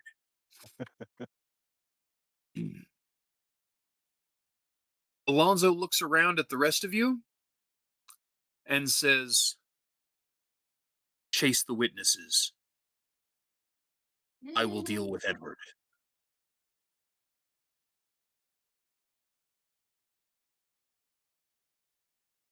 oh, he's telling me to chase the witnesses? He's telling all of you to chase the witnesses. No. Oh, yeah. it's gonna be a fucking blood party. To finish my action, I want to drop my mag and reload another one. Okay, you can do that. Merrick, Yep. I would like to spend a blood point to boost my dexterity. okay. Then I'm going to spend a blood point. Welcome to being able to spend 2 blood points per turn. Nice. And I'm gonna chase the witnesses. Okay. I need to feed anyways. I'm pretty Well, you were full a minute ago, hungry. Yep. and then you healed 5 health levels. Okay, so yeah, you go chasing the witnesses. Ron, what about you? Ron looks at the request, but he doesn't disobey, and he says, "Yes, Don Alonzo," and begins chasing witnesses. Okay. So, Ron, make a dexterity plus athletics roll for me. Ooh.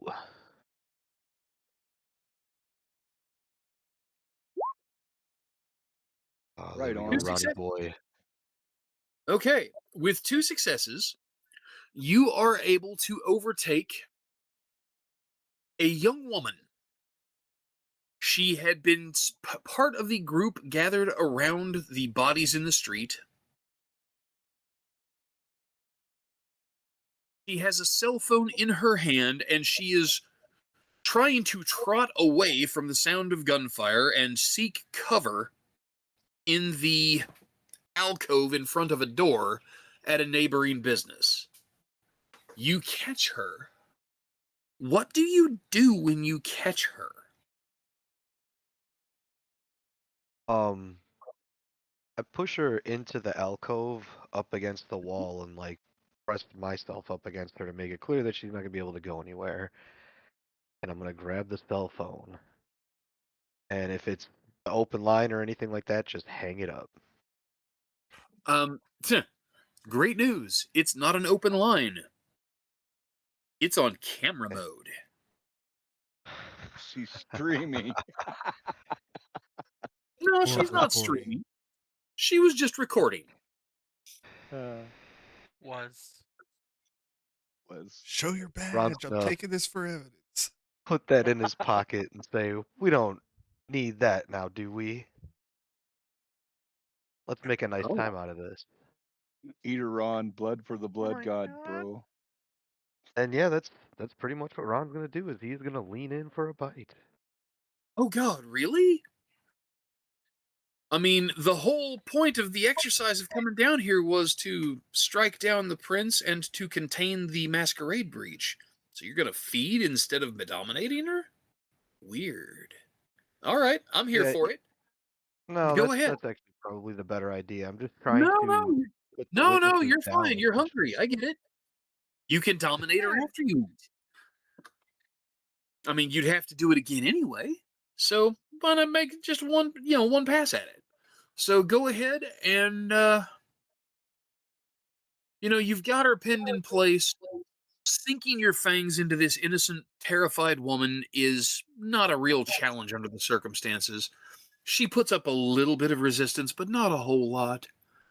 And you begin to feed. The sense of power that you get from this to just grab this person, this living, vital human, slam her up against a wall, take her belongings from her, and feed. Please make a self control roll. Fuck yeah.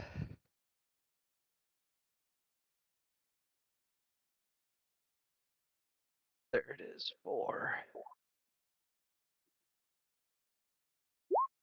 Lose it. Damn. Two Shit. successes. Ooh. Congratulations. And you realize, to your delight, as her hot blood washes over your tongue, you got lucky. Not only are you just completely owning this woman, she actually matches your preference for feeding. You are so lucky. You gain 3 blood points if you wish to stop without hurting her. Yeah, I'll just take the 3 for now. That's Okay. very nice. Okay, so yeah, with the self-control roll, you are able to stop. You luxuriate in the fresh blood flooding into your system. The sense of power, again, just bathing in it. Make a conscience roll for me, would you please? Of course.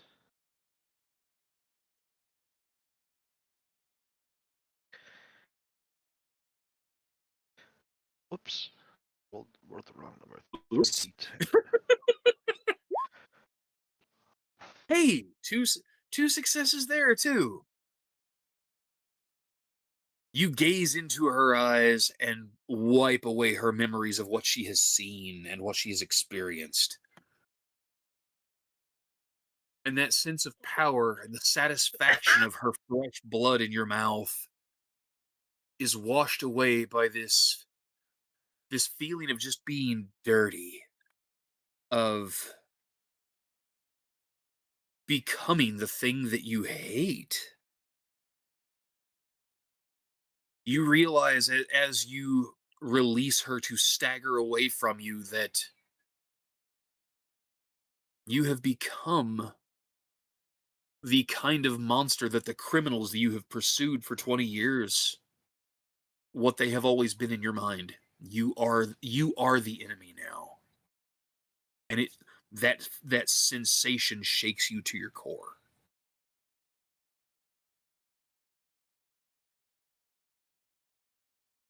Merrick, you spent a blood point for celerity and a blood point on dexterity. You go chasing after these witnesses. You do not have Ron's gift of erasing someone's memories. Nope. When you catch the first person, how do you intend to address this situation? You said you were going to feed. You're quite hungry. How are you going to address the fact that they saw something, though? Or are you just going to kill them? Oh, I'm going to headbutt them in an attempt to knock them. Oh, see, there you go. Good plan. I love this. That's a great idea. So you race after one of the guys, and you grab him, shove him against the wall. Make a dexterity plus brawl roll, please. Ooh, 1 success. Ooh, what was I saying about them ones coming after I some? know. Oh, getting closer.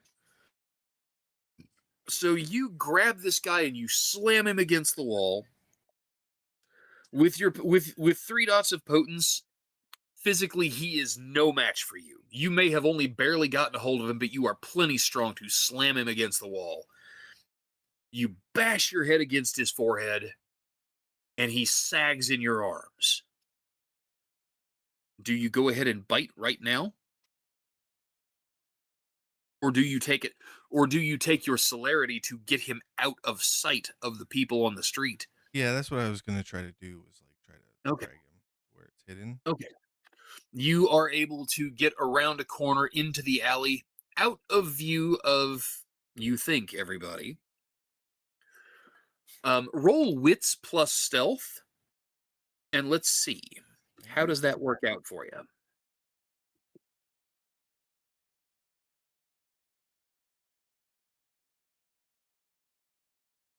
Ooh, 2 successes. Well done, sir. So, yeah, you are able to slam this guy, knock him at least loop E, if not all the way out, and you are out of sight of the public. You may feed at your leisure. Yep. Make a self-control roll.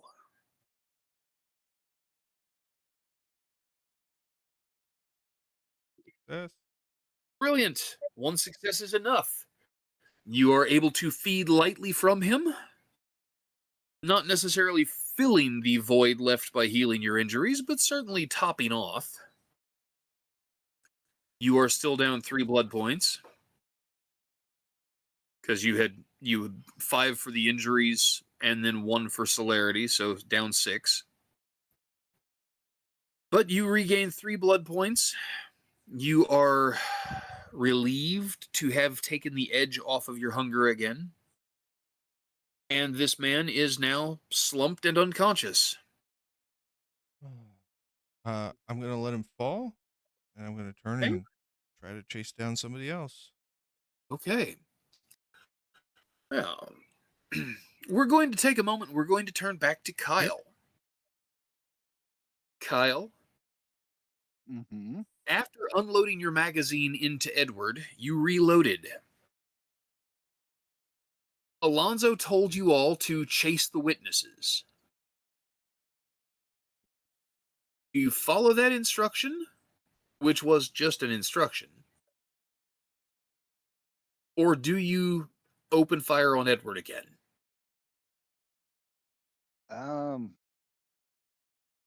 Damn.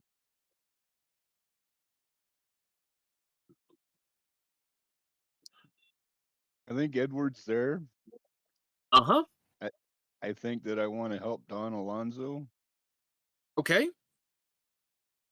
Therefore, I think that I want to blast him again. Okay, blast him again. Roll 15 dice. I fucking love Kyle so much. Yeah, Sir, no. 3 successes. Hey, Kyle, use up all them incendiary bullets on the prince, please. Have none when you go talk to Caleb again. Oh fuck yeah! That's one. That's a whole 3, fucking 4, bunch of. 5, 6, 7, 8 successes. Okay, it hasn't come through on my end. I've only got the first 6 showing here, but you got 8 against 8 difficulty total. 6? Yep. Yes. 8 total. Okay. 2, 3, 4, 5, 6, 7, 8. I don't know why, but my roll 20 has started lagging. I'll scream. Oh boy. Of course. No, it's fine. I believe you. I'm actually going to just refresh my screen. Oh, goodness gracious. Okay, there we go. So yeah, 2, 3, 4, 5, 6, 7, 8. Very nice. So 8 and 5 is 13 minus. Oh. So roll 8 dice, buddy. Oh shit. Oh my god. Only 2 successes on 6. Let's see. We'll get 2 more. 2 more. Ooh, look at you go. Yeah. Your second magazine tears into Edward. The crowd, what handful of people were still anywhere visible? The people have crouched behind cars, dove for doorways, anything that they could get to cover behind People are hiding from the bullets flying everywhere. Duke and the Count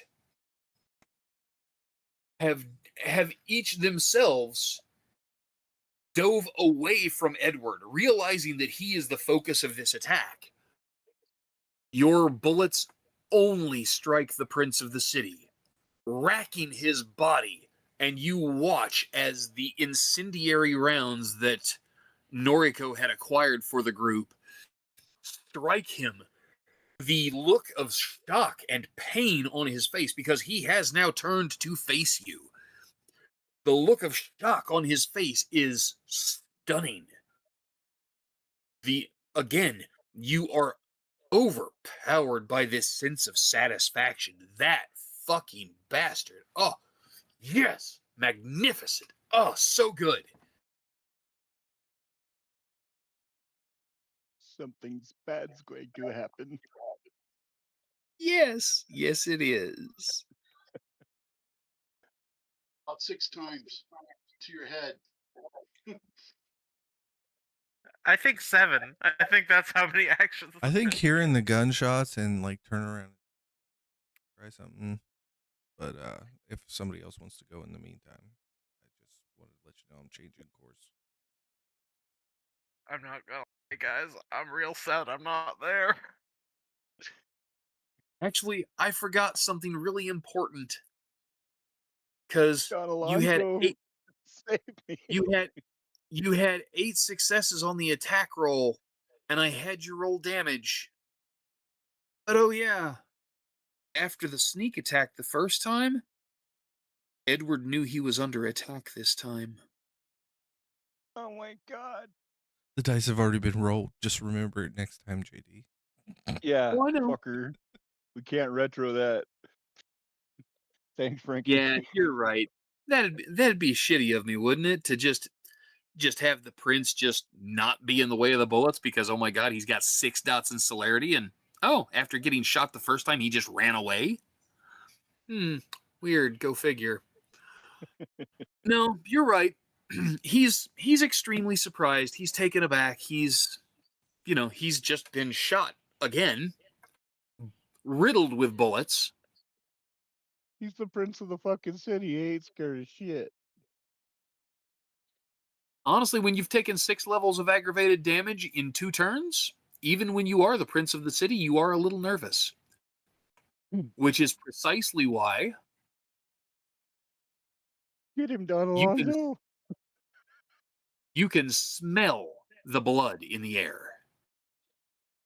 Edward looks at you, he makes eye contact with you, and then he just disappears. What? Why does he have that power? I didn't say he rolled dice and activated an obfuscate power. I reminded you that he has 6 dots in celerity. Right. All right. With a dexterity of 6 and 6 dots of celerity, he has a running speed in excess of the speed limit on the highway. Oh my gosh. He blurs into motion. Remember that blurring effect that Noriko was asking about? Yeah, Edward can do that. Of course he can. And does. On the other hand, I think we just made the prince run like a little bitch. Yes. Yes, you did.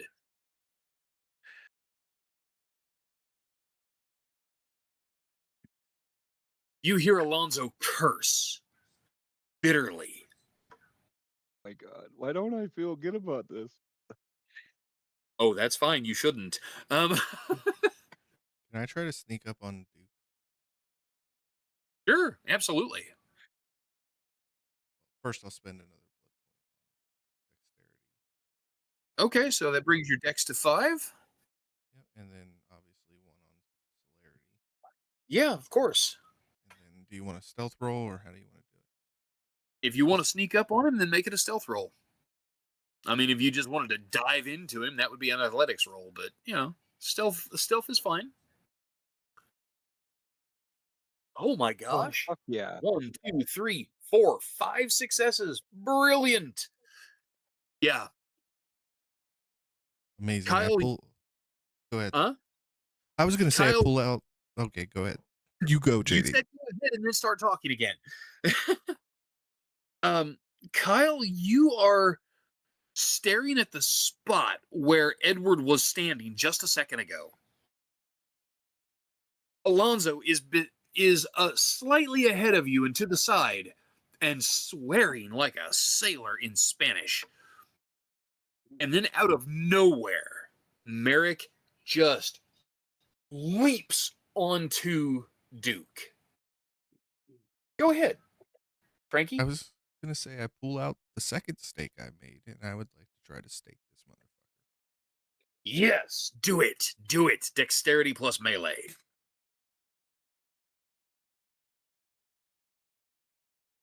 Fuck Holy yes. fuck. Oh my god.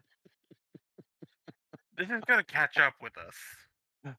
We're gonna be That's facing 4 the prince, fucking and we're ticks, going to bro. have nothing but botches. Okay, so remember, if you will, that the attempt to stake someone in melee combat who is not already immobilized in some way or grappled, the difficulty on that roll is an 8, and you And I still still have got 6. 6 successes. Yeah. Yes. Oh, Jesus. He literally does not have a high enough soak to withstand this damage and not take the stake. That's awesome. Plus, it's not like he could dodge. I snuck up on him. Yeah, exactly. He is not going anywhere. You jam the stake between his ribs, and you watch the surprise in his eyes. Remember me, bitch? From between his clenched teeth, you hear just a whisper, a growl, if you will, of "fuck you." He falls to the street. You fall with him, and then you look up and realize that the Count has done the intelligent thing. See which way the He has- wind's blowing? He has pulled the head off of the blonde woman that fell out of the 9th-story window, which seems to have taken the fight right out of her. You don't say. I hear it does that usually. Yeah, well, And he just looks around at the carnage in the street, the people everywhere, panicked, fleeing. Everybody's just, oh my god, oh my god, oh my god. I mean, there's a guy over on the street corner waving his arms and screaming, "Oh, the humanity!" I mean, this is Crash of the Hindenburg level of blood in the streets. There's some high guy going, wow, man. This is Denver. There's 6 of them. Yeah. You're probably right. And Alonzo shouts at the top of his lungs, "No one move!" Fuck. Here comes the sun. And I say, it's all right. Okay, let's see how he does. Bam. Bam. Woo! All right, so he has 3 successes against a difficulty 10, 4 successes against a difficulty 8, 5 successes against difficulty 7, and 6 against a difficulty 6. And we're not even going to talk about people with less than that. Every human within the sound of his voice freezes in place. Like a mouse caught in the open by a stooping hawk, frozen in place by the threat of its shadow.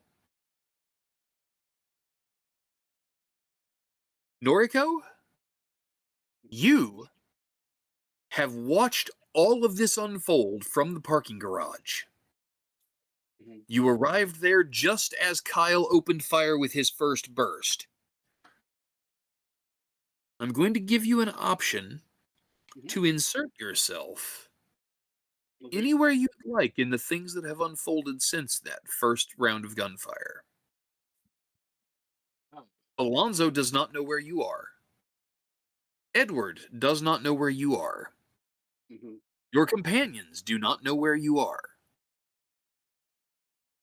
You can see and hear everything that is going on, but you cannot plainly hear Alonzo's spoken command, and thus you are not affected by it.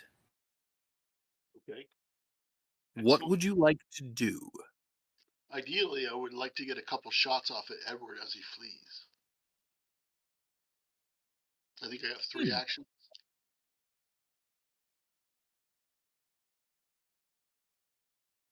Make a perception plus alertness roll, All right. recognizing that you have had to turn off auspex. You have 1 success. You are able to see him and target him for 1 shot. He is moving too fast for you to shoot at twice. Okay. You may make 1 dexterity plus firearms roll.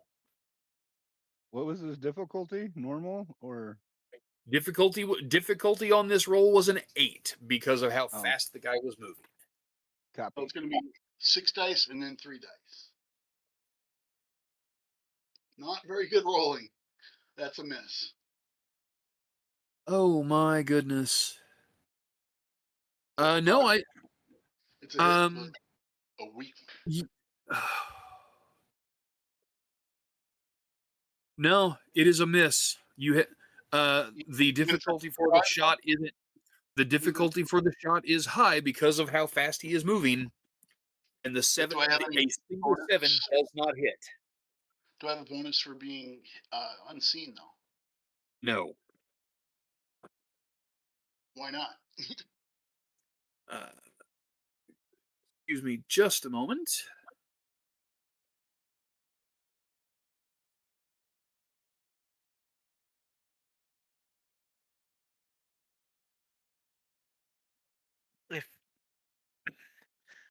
If you had hit, being unseen probably would have prevented him from dodging, which would have been a big deal because he's got, insane high dodge. It's not going to do any damage anyway. He's probably got fortitude. The one, It, if anything, like a 1 success hit or something. I don't know, man. I think at this point, 1 point of damage might be enough to do some serious.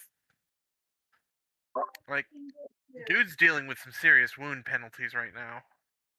Oh yes, he is badly wounded, but he is running very, very fast. Oh yeah, no.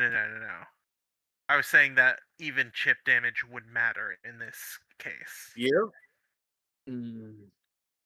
Can't spend willpower retro, can we? No, I'm sorry. If you wanted to spend willpower on the roll, you needed to do that before you made the roll. All right, so you fire a shot, and he is gone. He is past your position. He is moving incredibly fast. Where is he headed exactly? Down the street, away.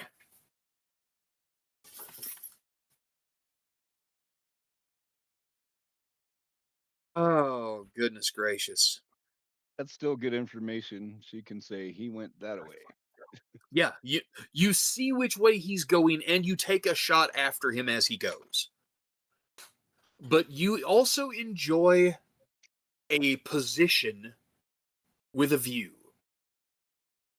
Because from where you are the first person, Noriko, to see the police car round the corner.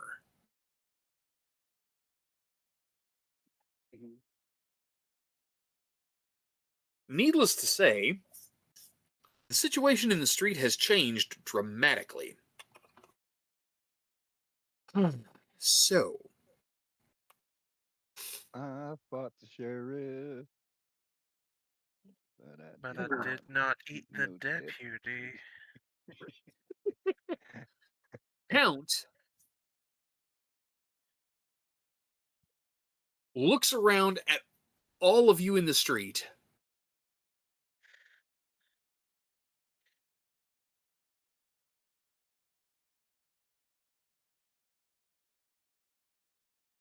And runs the opposite direction of what Edward had done. It's like, nope, can't do a thing about it. Can't do nothing for yous. Gotta go. Duke is staked. Merrick has him contained. The Karina clone, for lack of a better word, is dead in the street with her head lying beside her body.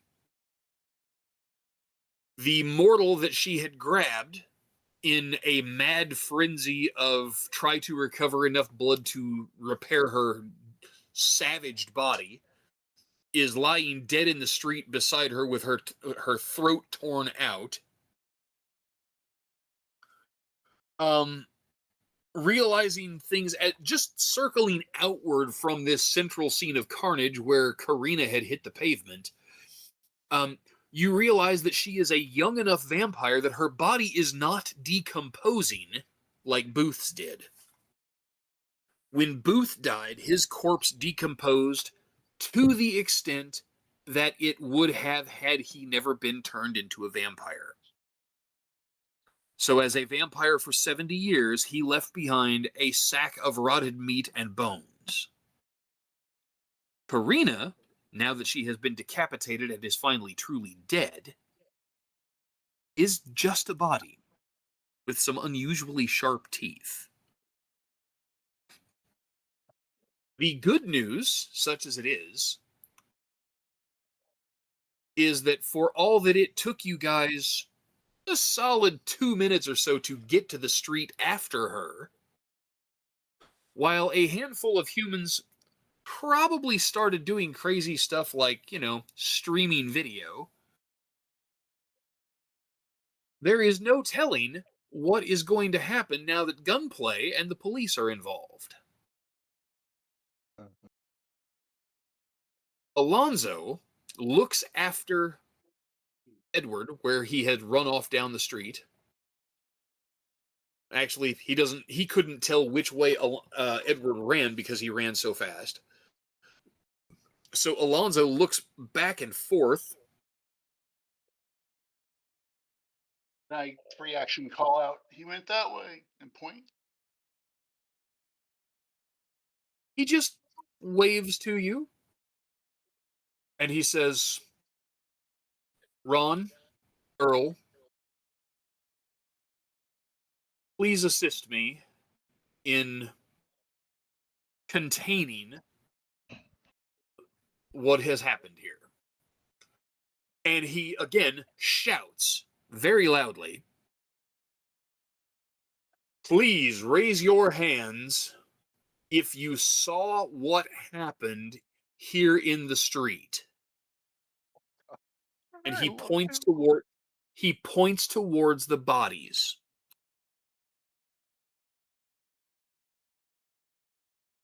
And gratifyingly enough, the handful of witnesses raise their hands and step towards him.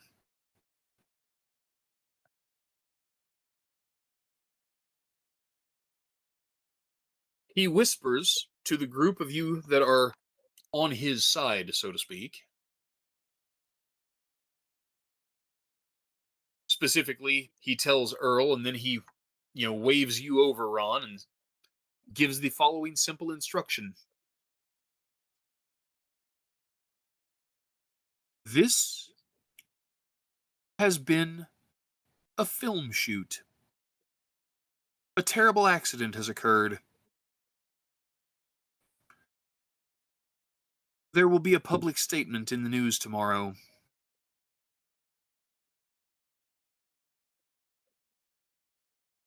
But this is simply cinema and special effects.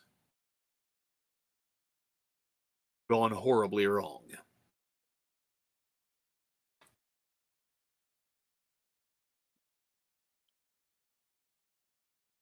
And then, as he, Earl, and Ron begin mopping up the witnesses, dominating them into forgetting what they have seen and adopting the idea that a woman fell and was badly hurt, but it was for a movie shoot, a film shoot. He takes just a moment and he looks at you, Kyle, and he says, I can deal with the police, but not if you are standing there armed to the teeth. Please make yourself scarce. I'm gonna jog across the street to the parking garage Okay. with Noriko. Okay. You rush over to the parking garage where Noriko waits. Noriko, here comes Kyle. And then I'm gonna dap her up. Did you see that? Those rounds are fucking awesome. They are. They are. That was Thank the you. intent. I owe you big time. Right on. Well, he went Yeah. that way. I'm just supposed to disappear. Help me hide, man. That's a parking garage. You can hide behind a car. Well, the more the police presence grows, the reports of gunfire and everything else, there's probably a lot of cops on the way here. 3 vampires armed with Forgetful Mind are going to be a good step towards containment, but not necessarily perfect. Did we drive here and park in this I parking don't even think you have to. I think you just gotta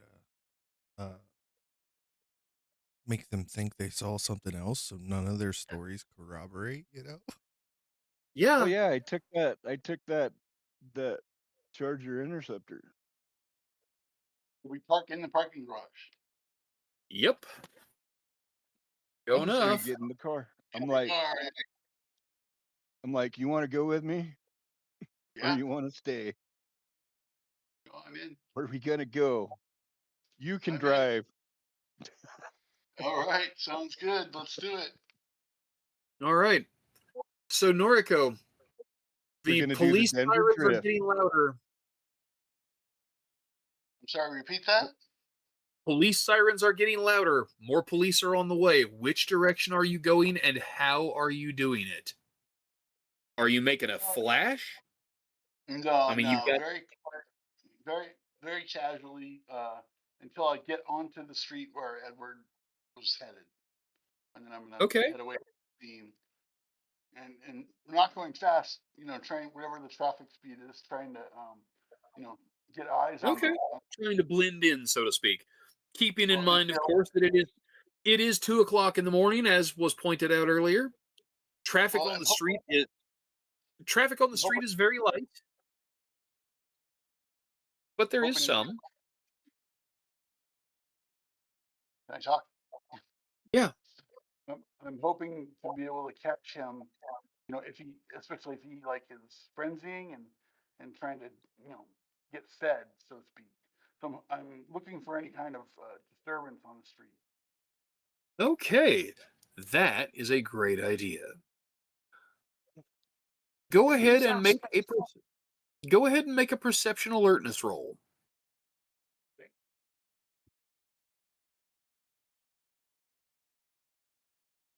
Man, 3 successes again. Very good.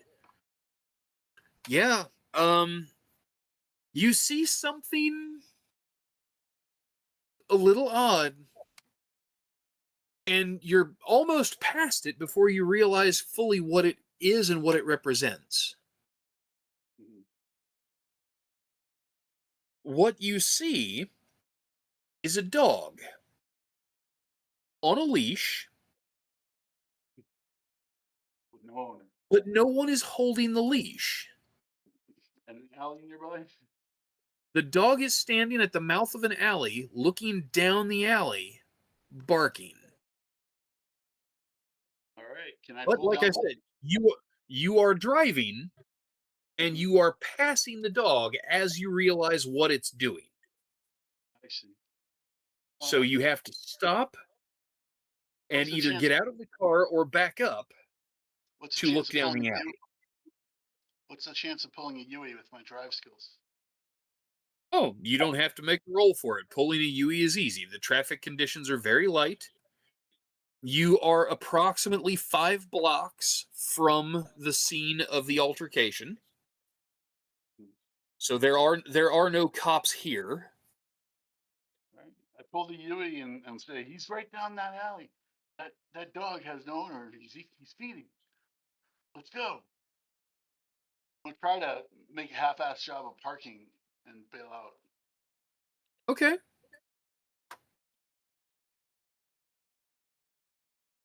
God damn it! I'm gonna snap a fresh clip in and go after Noriko. Okay.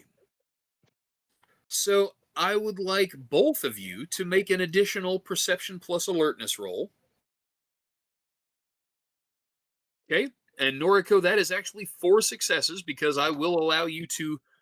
I mean, you are hunting the prince Yeah. of the city while he's on the runs. You obviously have activated Auspex once you're out from behind the wheel of the car. Yeah. You literally can't drive a car with heightened senses turned on at night because the headlights in your eyes would dazzle you. But once you're out from behind the wheel, you turn Auspex on and you are looking for all you are worth.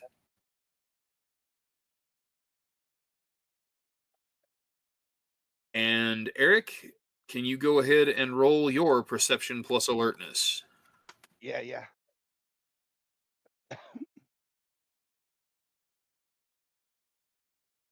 Good, good.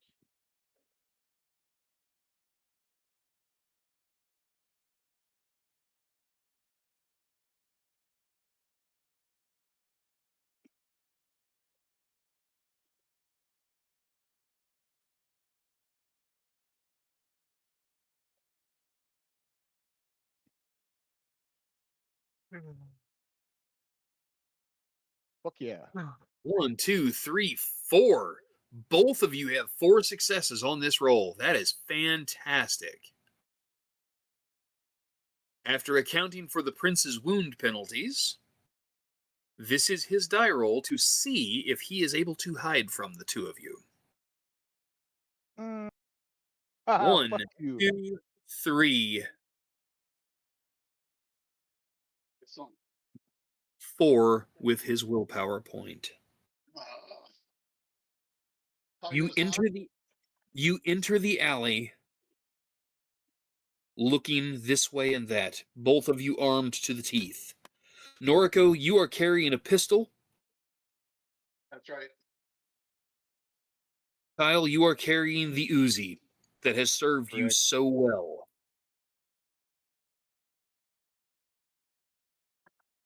That this prince has told me to get rid of. Uh-huh. Hey, considering how badly you cut him up, are you surprised by that? Negatory, good buddy. You move down the alley until you reach a body lying on the alley floor with its feet sticking out from behind a dumpster.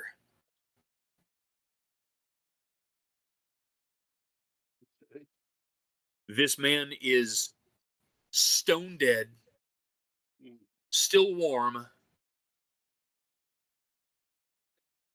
He is well dressed. His throat has been torn completely out. The puddle of blood around him is very small.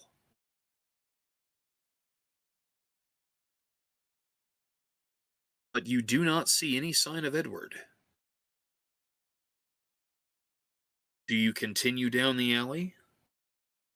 Or do you retreat towards your car and the safety of the lights on the street? Can I burn a blood point and activate Protean 1 so I can see in the dark? Oh, I mean, you can. It's not that dark. You can see fairly well. Okay.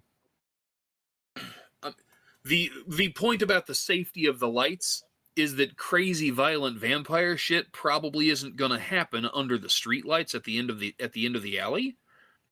But back here in the shadows, where people passing by can't really see what's going on, crazy vampire shit might happen here. This motherfucker. Come on, let us have him, JD. Ah, He's 1,000 years old, Eric. I Do you know. really think this is the first time somebody's tried to kill him? No, and it probably won't be the last. Maybe he's that badass. Maybe he's that clever. 1,000-year-old vampires would be very clever. So I'm gonna look at Noriko He doesn't and I'm know gonna that say, Duke was staked, though, so He doesn't. we have I have a that. question. advantage. Is there any, like, with that perception roll? Is there any trash like nearby that might be a liquid or a powder or anything like that that might be useful against somebody that's unseen? Well, I mean, if you want to go digging through the trash cans and dumpsters, you could I said as probably like readily. there's nothing ready to hand that you could just toss out to try to illuminate a hidden target. But keep in mind also that obfuscate is not true invisibility. It is a mental power. Right. So We even, beneficiary. dousing someone with advanced levels of obfuscate in flour or something probably isn't going to work as well as doing it to somebody who only has one die. You probably do a However, retreat that she says. however, you begin retreating towards the car. Yes. Kyle? Kyle? no. No. No. I'll pause if I see that he's not following me. Yeah. I would follow if I could. I think I can't follow. No, you can follow. You're fine. Okay. You begin following. The two of you get to the end of the alley. You have this intense, creepy feeling. Like someone has just walked over your grave. Mm-hmm. You get back to your car. Everything seems to be fine. You didn't, other than the dead body in the alley, you didn't see any sign that Edward came this way. But the dead body's presence is enough to tell you that yes, the prince escaped and he has fed. Yeah.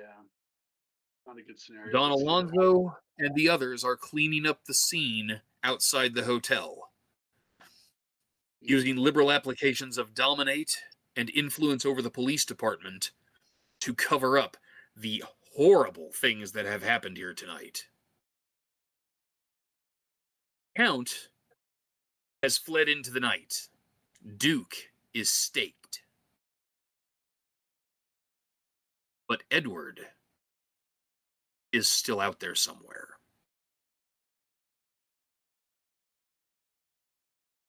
I'm trying to think which member of the coterie hasn't fucked me over besides the one standing next to me. Kyle? I'm a Noriko pallbearer. starts. Okay, so Noriko, when you pull away from the alley, which direction are you going? Are you continuing down the street away from the scene, or are you circling back towards the hotel? I think we would probably go away from the scene. Okay. But I would ask Kyle, should we bail and get some distance between us and the scene?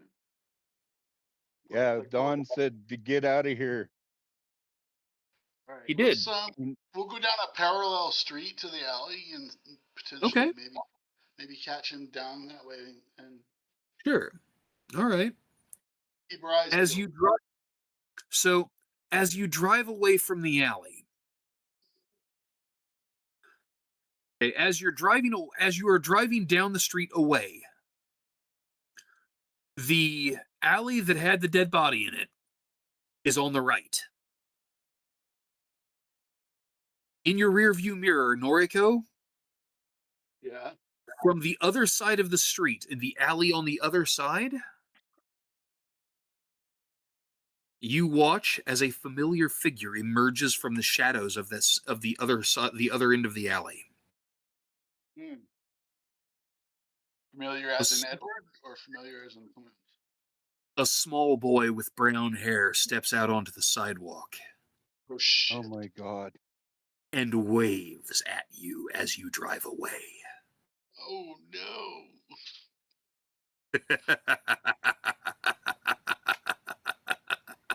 I accelerate. And that's the game for the night, folks. Thank you all for No, being you here. don't, you bastard. Jesus. Oh Ah, my god. you survived. Oh my god. Did That was we? pretty. Did we really? Yeah. For Looks like now. it. Ladies and Amazing. gentlemen, folks at home, thank you all for being with us tonight. I hope you've Thank enjoyed you. the show. Yeah. We will be Good taking night, next week everybody. off. We're gonna do experience. We had a really great turnout tonight. I appreciate all you guys in the chat. That was awesome. Got some new subs. So thank all you guys for coming out.